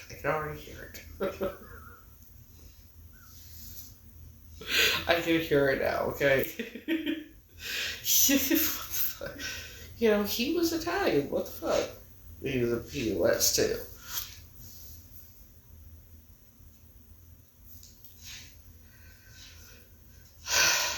You know what I would love to do, though? What I really want to do? One thing I have always wanted to do is go see the Phantom of the Opera. I want to see the Phantom of the Opera, and I want to see Cats, and I want to go to a murder mystery dinner theater. I want to do all kinds of stuff. I'm more like, truth is, I like that kind of thing. I like plays, and I like, musicals, and I like all that kind of shit. I want to go to museums and art galas, and I want to experience all that kind of stuff, but I don't want to do it alone. Well, but I don't want to do it alone. I want to experience it with someone, I want to do it with Frankie, but I don't know if that's going to happen. I don't know if that would happen, but yeah. I want to go, I don't know how he would feel about going to the Phantom of the Opera, but I would love him if he would. Maybe go to the Statue of Liberty and that kind of thing with me. Maybe a museum and an art gallery, I'm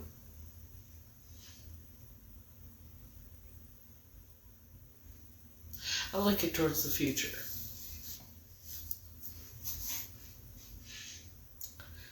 I'm not digging for any more information. I'm not doing the detective work anymore. I've done enough and I gathered enough evidence. I got plenty of evidence.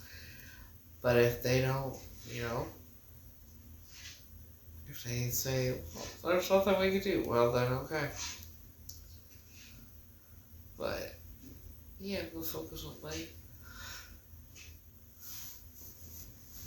So,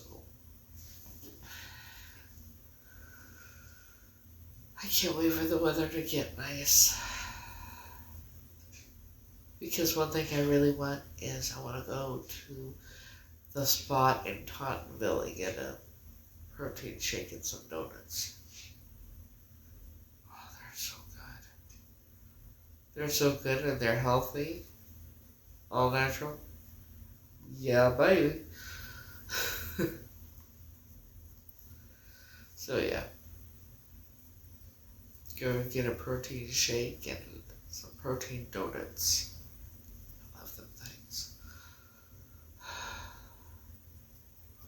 Probably, maybe I'll go later this week. Take the bus over there. It's like a 2-hour fucking bus ride just to get over there. I think it's about 2 hours or so. But yeah, it takes a minute to get over there.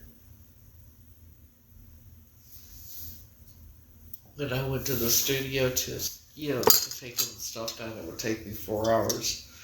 It was a 4-hour round trip bus ride. 4-hour round trip to get there and back.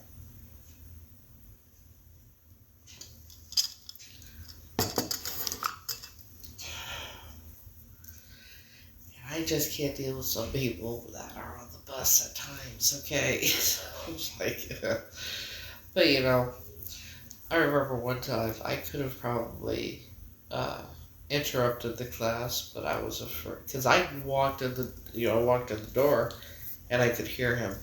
He was in there teaching. He was in the room teaching, and I was going back and forth in my head. You do it? No, do it, because I was afraid he was going to get upset and mad that I interrupted his class. I did. So I set the bag down, and I went to the other room because there were 2 women there. And I said, "Excuse me." They look at me like, "Yeah?" I was like, "Can you let Frankie know there's some food out here for him?" And they're like, they looked at each other and then looked at me and they're like, "Yeah?" So I guess they were probably wondering why I didn't just give it to him myself. It's because I got nervous. So I didn't want to get mad that I interrupted his class.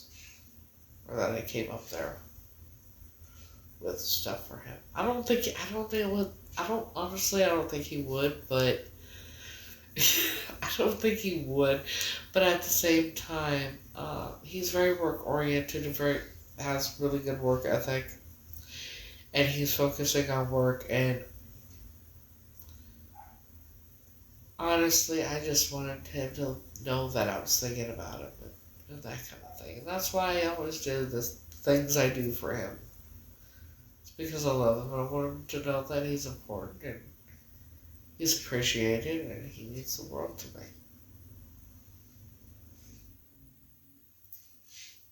That's what you do for people you love. See, I've always been this type of person, but I've never experienced anything in return, with anybody. So I don't know what it's like to have romance, and I don't know what it's like to, you know what I mean? So yeah, I don't know what all that's like. Yes, I am. Thank you for asking. I decided I'm focusing on the future and what I want to do in life. I am gonna go do the DNA, but I'm gonna do it and then probably spend a week over there. Tell them where they can find me and when I'm leaving and come home, and they can tell me when the DNA test comes back, results come back, and I go on living my life. And if it comes back as a match, we'll go, decide then. But if not, then I've decided I'm not looking anymore. If my DNA doesn't match for Tanya's, or not Tanya, Catrice, then I'm not, because I'm not gonna, if whoever my real family is didn't give a fuck enough about me to look for me, then why the fuck do I care enough to look? To try and find out who the fuck I am. You know what I mean? So, the only reason I'm going to go through with this is because Tanya's family. Fuck, why do I keep saying Tanya? Catrice. Catrice's family's been looking for 44 years. Why do I keep saying Tanya?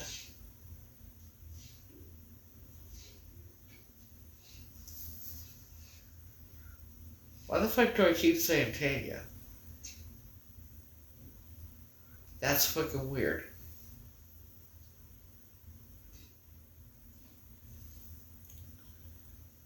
That's fucking weird. I have no idea. Anyways, but yeah, the only reason I'm gonna do this test is because I've come this far.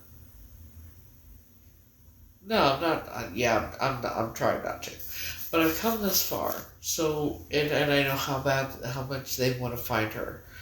So, I'm gonna go through with the test because if it happens that I am, they deserve to know, right? And then if it is a match, then they can decide whether they want to be a part of my life or not. But I'm not gonna beg anyone to be a part of my life. And if any, I will, here's the things. I will not tolerate disrespect. If people that want to be in my life, they have to show me they want to be in my life now. Period. I'm not gonna just let anybody into my life or get close to me anymore. I'm not. It's not a good idea as it is, because especially if I want a career in that, right? So I gotta be careful. I want the right people around me, because the people you surround yourself with, the type of people you surround yourself with, is the type of life and the type of life that you'll have. Surround yourself with success. You surround yourself with successful people, and you will be successful. Surround yourself with people that, you know what I mean, that don't have anything going for them. That's how your life's gonna be.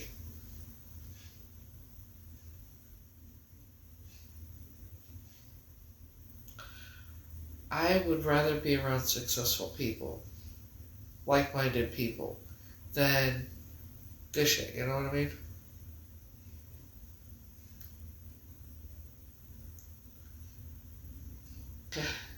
No, I have to go to another country. But Dad, what do you, can I help you? Can I help you? Here's the misconception. that when a person that doesn't know who they are has reason to believe they're one person, and so they do a DNA test, right? And it comes up not a match, it means they're not that person. It does not mean they're not still a missing person and don't know who they are. That's why they move forward, to try and find out who they are. I thought that was common sense.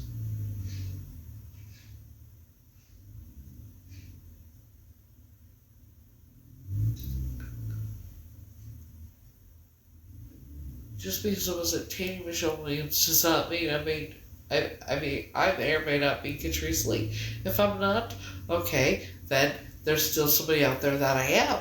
You know, there's still a child out there that's missing that I actually am. I just don't know who or where. You know? Because here's the thing, Deb. A person that's born biologically male cannot get pregnant. Someone that does not have their monthly cannot get pregnant. Okay, Deb. Let me tell you something. The person I grew up with knowing as my biological mother was either born a male or intersex and never had her monthly. Deb. Which means she never, ever gave birth because she could never get pregnant. Deb. So I'm not sure what you think you're trying to do, but it's honestly very pathetic. Okay? And by the way, again, when you don't know the concept of when DNA doesn't match one person, that you don't understand that if it's not one person, doesn't match one person, that means it's going to match someone else that you would be. What a concept, huh? You know. I mean, dude, it's almost as if people didn't get past kindergarten. You know what I mean? Jesus Christ. Talking about fake DNA test, and that's...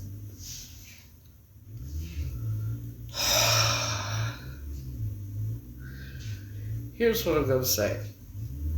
People like Deb there should really not speak. Because you can't fix stupid. There's not a pill you can take. There's not a class you can go to.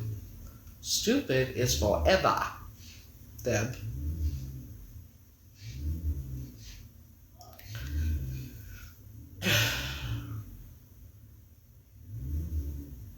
I know. I think it's funny. Don't you? You can't round me, bitch. Come on. Oh, did you? They call me Tater. They call him Tater Tot. Hello. Oh my god. I bet. He seems really cool. He does. I think out of all of them, he would be the one I would hang out with. Out of all of them. I just get that vibe. That I wouldn't really want to hang... I mean, they're all funny. But it's just... I get the vibe that I wouldn't want to hang out with, like, Larry the Cable Guy or Jeff Foxworthy or whatever. I don't know why. I get that vibe from them. But Ron White seems funny as fuck. And he's the funniest out of all, in my opinion. And he seems really laid back and he'd be cool to hang out with. You know what I mean? fun to party, you know. Bunch of people get together, have a party and shit. Yeah, that'd be fun. You know, you can't fix stupid.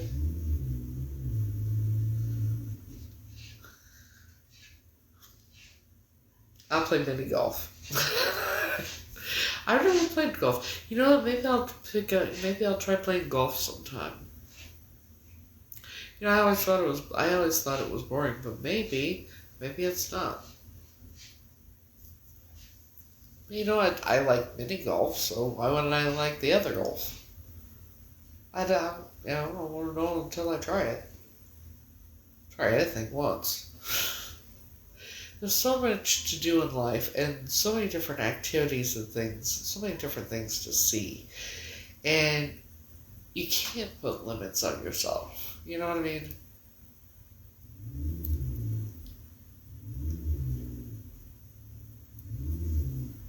Oh, wow, yeah.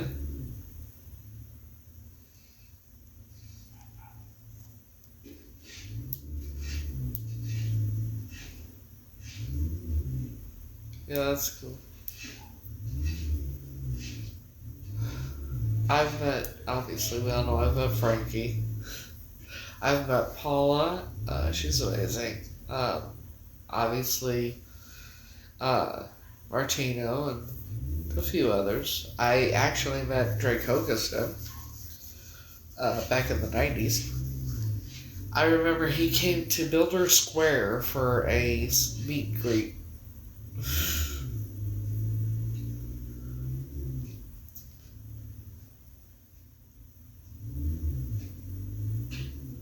Yep.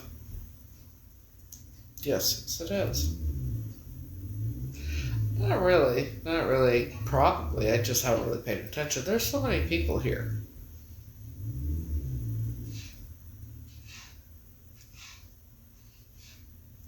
Ooh, that actually sounds really good. We'll tell your daughter happy birthday. Oh, it's a motherfucking car. Only it's down in Alabama.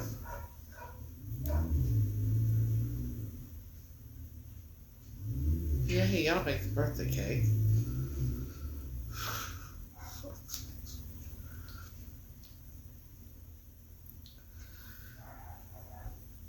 So when the weather gets better, I'm gonna go join the gym. And I'm gonna try and go every day. I'm gonna join the one that has a pool. Because that way I can do water aerobics, which would be good on my body. Because I have the,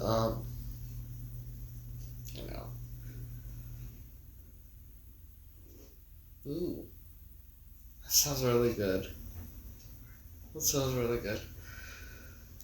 But yeah, you know what the perfect gym would be for me?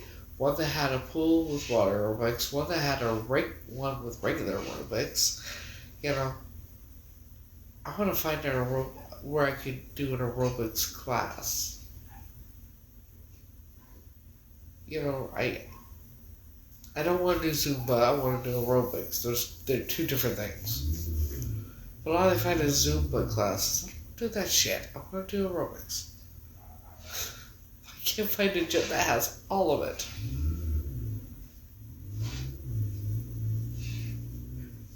Okay, here's what I want. I want a gym that has the full body workout, or the full body enhancement machine, pool,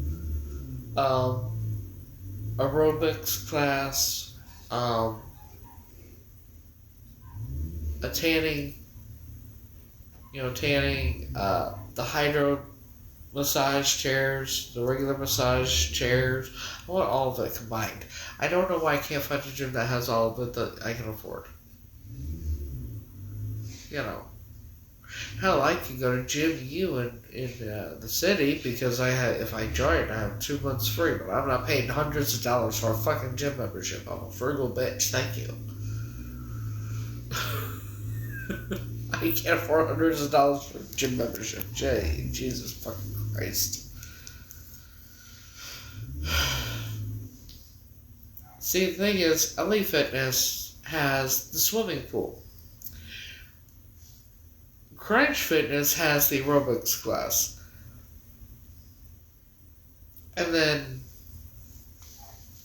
Planet Fitness has the hydro total body machine, the hydro machine, or the total body enhancement machine, the hydro machine, massage, the regular massage.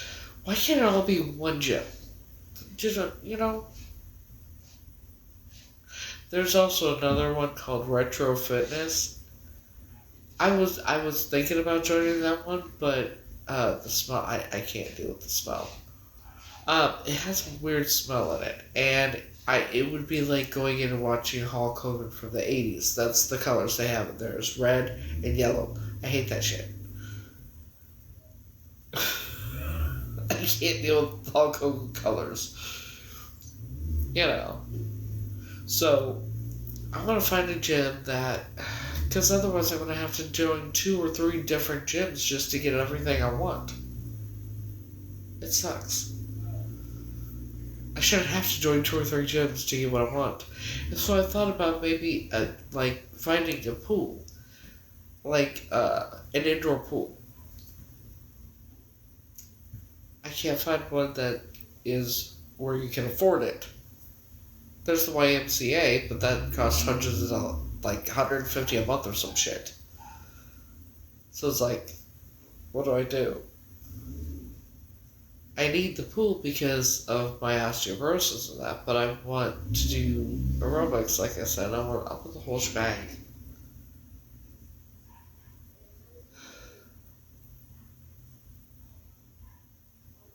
I think that's the thing where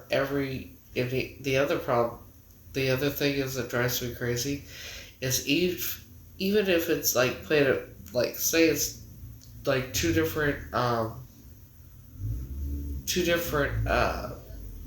Fitnesses, right? They will have different things. Just like Planet Fitnesses each have different things, just like Crunch Fitness, each of them have a different thing. One Crunch Fitness one Crunch Fitness teaches aerobics, the other one doesn't. But LA Fitness has water aerobics. Maybe that'd be easier for me to do anyway, because, So, it'd probably be better if I just did the water aerobics instead of regular aerobics. Unless I learn how to dance, and then that's a whole different situation, but I don't know what I'm going to do yet. I'm playing it by ear at this point. I got some time to think about what gym I want. What I'm going to do, though, I think, is I'm going to... Because I have a couple free passes to a couple gyms, so I'm going to go and check them out and see how it is and everything. Because I want to pick the right gym. I don't want to just look online what they have. I want to go there and see what it's like and see the facility and see what kind of different things they have and how I feel working out there and things like that. You know what I mean? So when I was living in my car in West Palm Beach, I actually had 2 different gym memberships. I went to 2 different gyms every day. I would go to Planet Fitness like twice a day and then go to Crunch Fitness once a day. Sometimes I went 3 times at one and then the next day I'd go to the other one. But yeah, I was going to the gym all the time. I basically lived in the gym, basically, And I'll never forget when I got the call about that photo shoot or whatnot that I did in Florida. My very first one. I was actually at the gym. I was at the gym, and I had the text message I saw, and I was going to call the guy back when I was done, and 15 minutes later, he's calling me, wanting me to, they were very, very interested.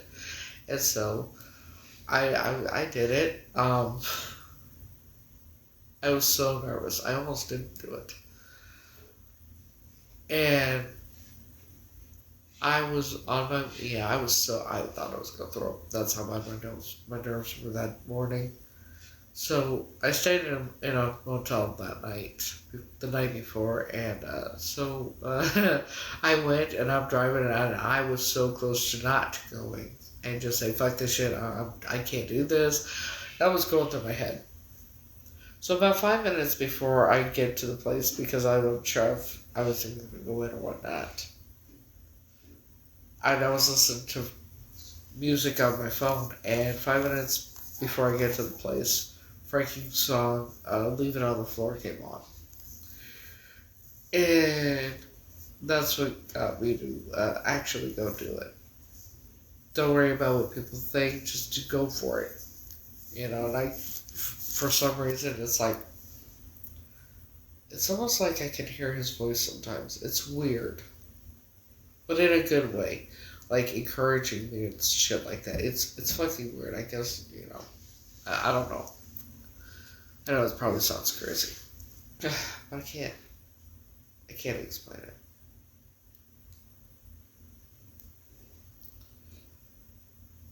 I'll tell you what, things I've done in my life, like the modeling and that, and starting and singing on here, and I'm doing the trying to do the acting thing, and that, and the experiences that I've come out of my shell to do. I wouldn't have. I never would have,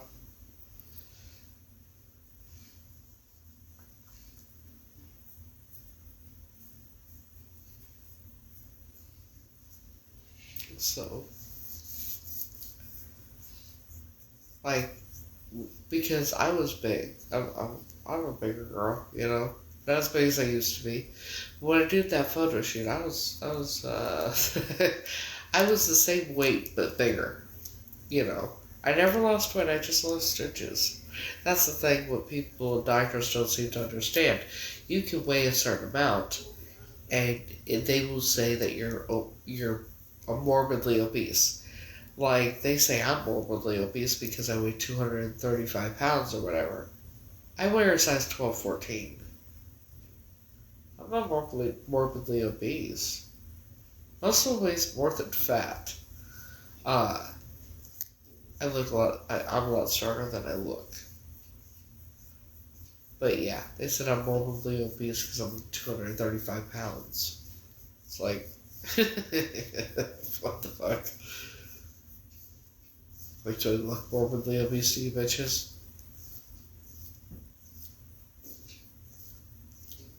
Yeah, like you. See, here's the thing. I used to weigh 276 pounds. The things that I was eating, that I'm guessing there's medications that you can end up on that will make you not only gain weight, but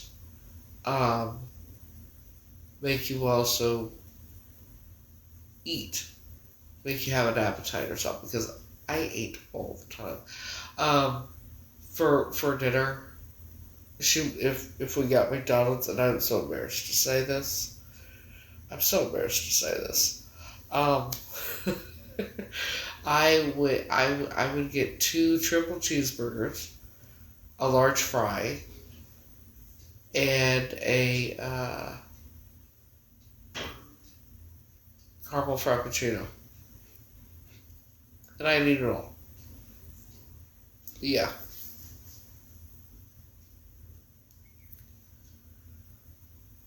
I don't like that now. Clearly.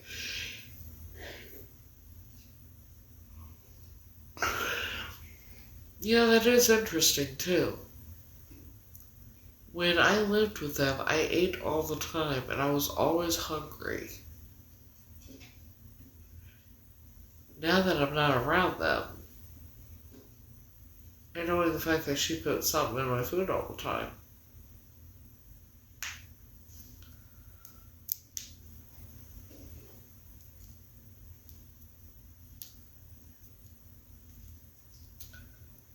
Yeah, I wear, like my Playboy outfits and that I have, the jumper suit, whatever, suits, whatever. I wear from a medium to large to extra. It just depends, you know.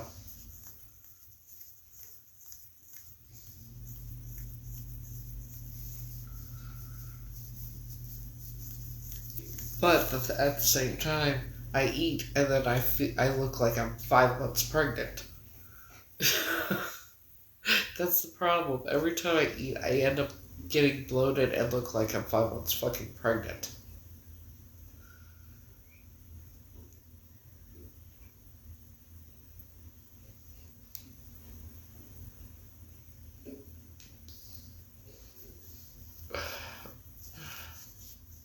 It's crazy.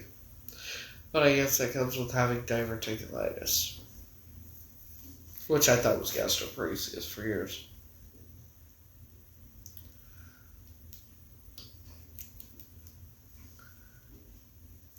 So I go to a new doctor this week. Well, maybe not. It's supposed to be tomorrow, so it may be rescheduled.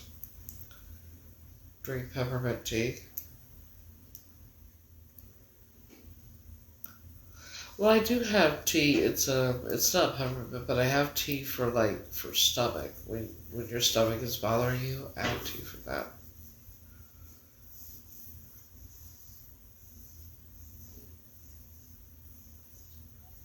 It was canceled. Yeah.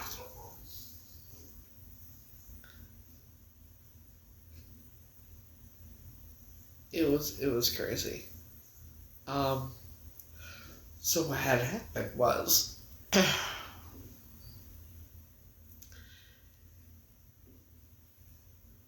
a week before surgery,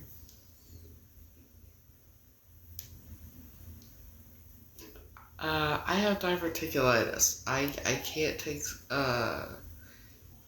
cleanses or anything like that because it can do bad things. um, but about a week, the Wednesday before surgery, um, we had the video visit, and she said that they were gonna prescribe gabapentin, ibuprofen, and Tylenol. I'm like, no, what? Now, at that point, nobody had explained to me that it's not a major surgery, right? I was like, you need to have the doctor call me. Da, da, da. So the doctor calls me and explains this. I'm like, I've had this surgery before, and he's like, no, you haven't. And then he explained, it's not that major. Go right through, right here, take it out, because it's like in a little pocket. It would be like sitting in a little pocket, right underneath the skin. So, do it. They're not cutting into muscle or anything, but he had, he said he had no problem for a couple days. It's like, okay, cool. Mind him the day of surgery. Now, here's where it gets weird. I told him the reason why I react sometimes the way I do when it comes to doctors and hospitals and that, because I get in fight or flight mode. And it's because of something that happened in the past. My memories that I've talked about are in those fucking files, yeah. So I explained this to him. And that's when it started getting weird. He's like, oh my bloody hell, oh my bloody hell.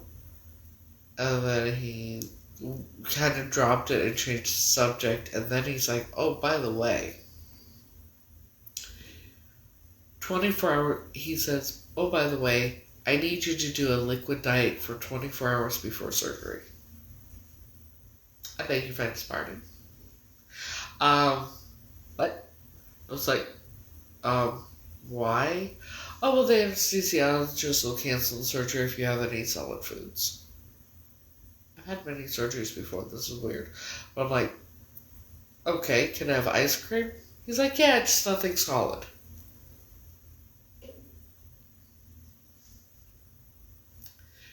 Wanted me to have a liquid diet, but I could have ice cream. So, right. Okay. So 2 days before surgery, I get a phone call from the nurse practitioner who we don't communicate well, right? She tells me, we need to reschedule your surgery for Monday, and it has to be at the main hospital. I'm sorry, what? It has to be at the main hospital. I'm like, are you putting me all the way under? Oh, no, you'll be in Twilight, the Twilight mood or whatever, and, okay, why does it need to be at the main hospital? That's what she says. Oh, the anesthesiologist is worried they won't be able to control your pain after surgery.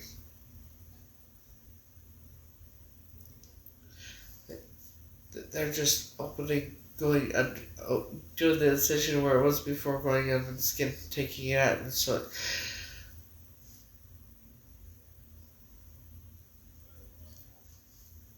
I'm like, you need to have the doctor call me because this makes absolutely no sense.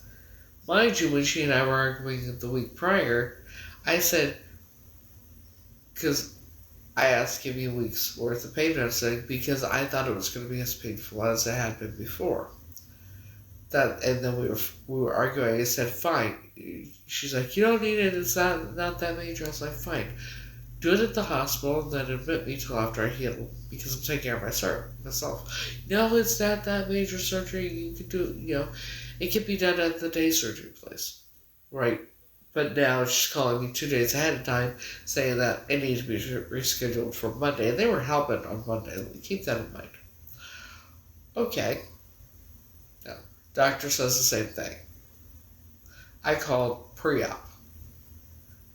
I told them what I was told. She says, what's your information? I'll look it up. She looked up my information. She's like, she told you that? And so-and-so told you that? I'm like, yeah. And she's like, I'll have somebody call you back. Okay. So I hang up and I call the supervisor of the doctor's office who's going to be doing the surgery, right? I talk to her. I tell her what they say, what I was told and everything. She then tells me that the reason it has to be changed is because the day surgery center is not equipped to handle my type of surgery.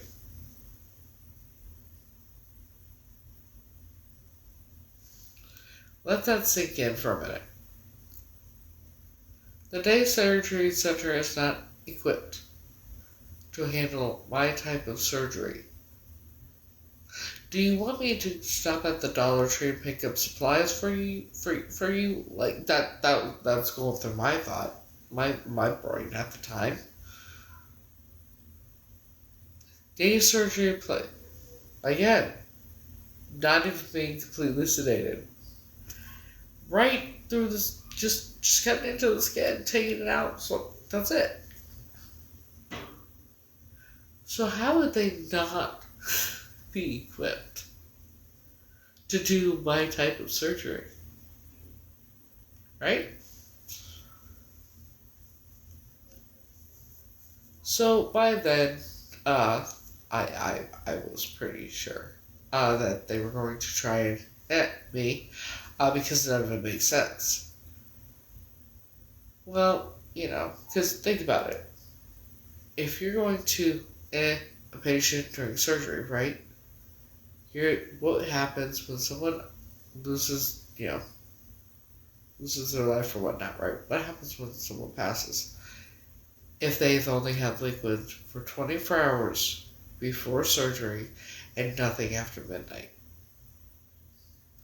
That's a lot less of a mess to clean up, isn't it? Because we all know what happens when you pass away and yeah. So, obviously, a lot less mess to clean up, and how, what would be easier to get a body to a morgue from the hospital or from across the street at the day surgery place? That's what's gone through my mind, right? So I go to sleep. I wake up the next day. And I thought, well, maybe I was overreacting, with everything that going on or whatever, I could be overthinking. I wasn't. So I'm calm, I call, and I ask to talk to the supervisor, and I'm talking to her very calmly, and I tell her, I explain what happened, and I explained why, and I told her about my memory, one of the memories of why. The whole fight or flight thing, I went into detail. And I was crying when I was telling her. Obviously, it's a horrible memory. But her response was, "Sorry for what you've been through, but you're no longer a patient." Blah blah blah blah, and hung up on me.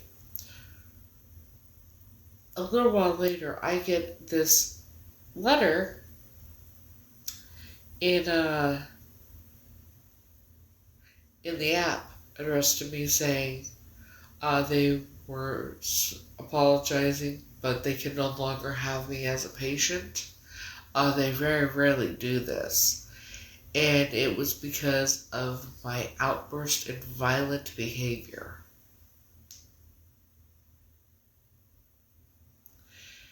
Oh, yeah, I left out the part where I mentioned to her, too, that I was in the files.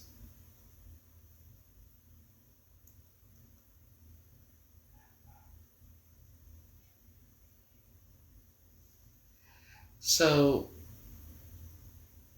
after I got the letter, clearly it's defamation, because I'm not a violent person, nor have I ever. And I was in my bed when I was in my bed on the phone. It also stated that he would treat me for emergency purposes only over the next 30 days, right? I called because I was going to request my records. I called.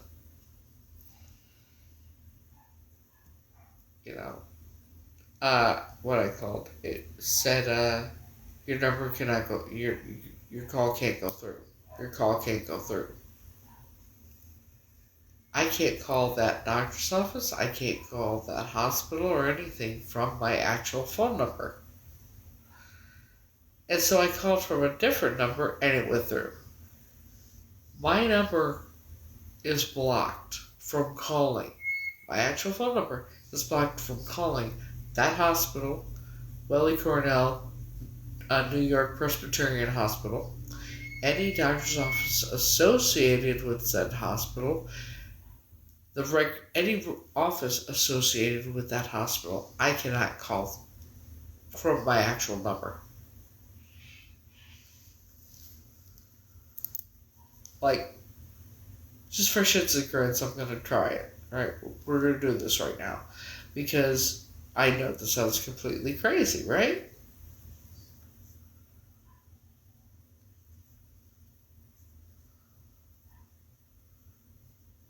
So let's look up the number. New York Presbyterian Hospital. Let's see if my number is still blocked. This one it? Yep. Alright, let's see.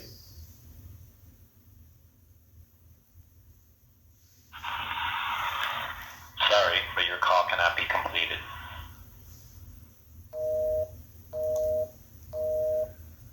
Again, I'm gonna flip the camera so y'all can see. This is not a joke.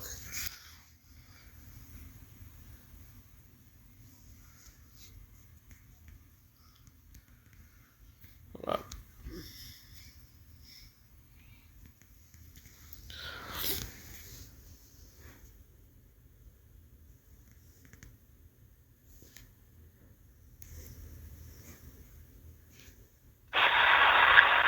Sorry, but your call cannot be completed.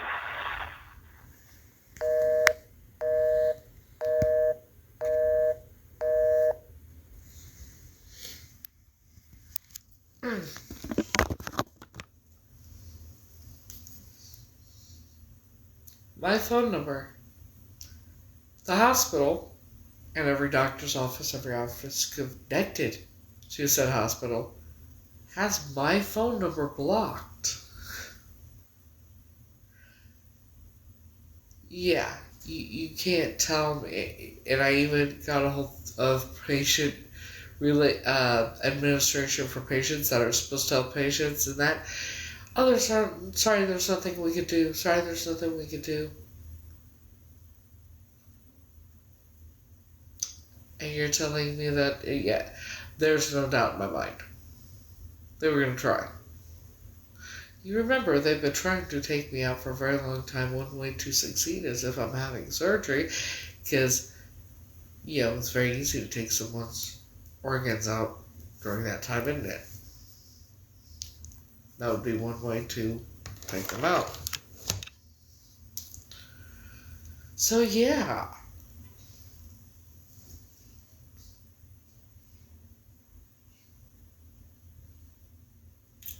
It's fucking nuts. The fuck?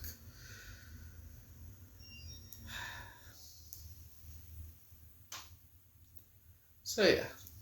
That's what it's been. Yes, they were really going to try and take me out.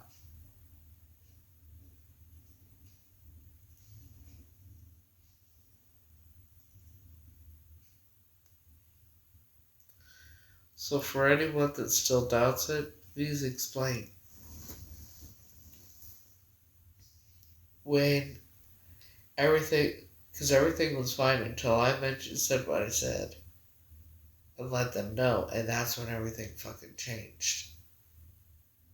So, anybody have any sort of explanation? Right?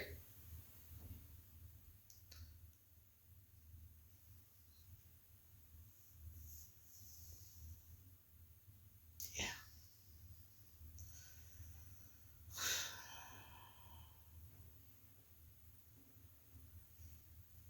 Yeah. So, but I do think I'm gonna end this because I need to eat. So I still haven't eaten. And, I'm going to bed. So, I hope you all have a great night. I'm fucking tired. I hope you all have a great night, and until next time, I will see y'all later. Have a good night, guys.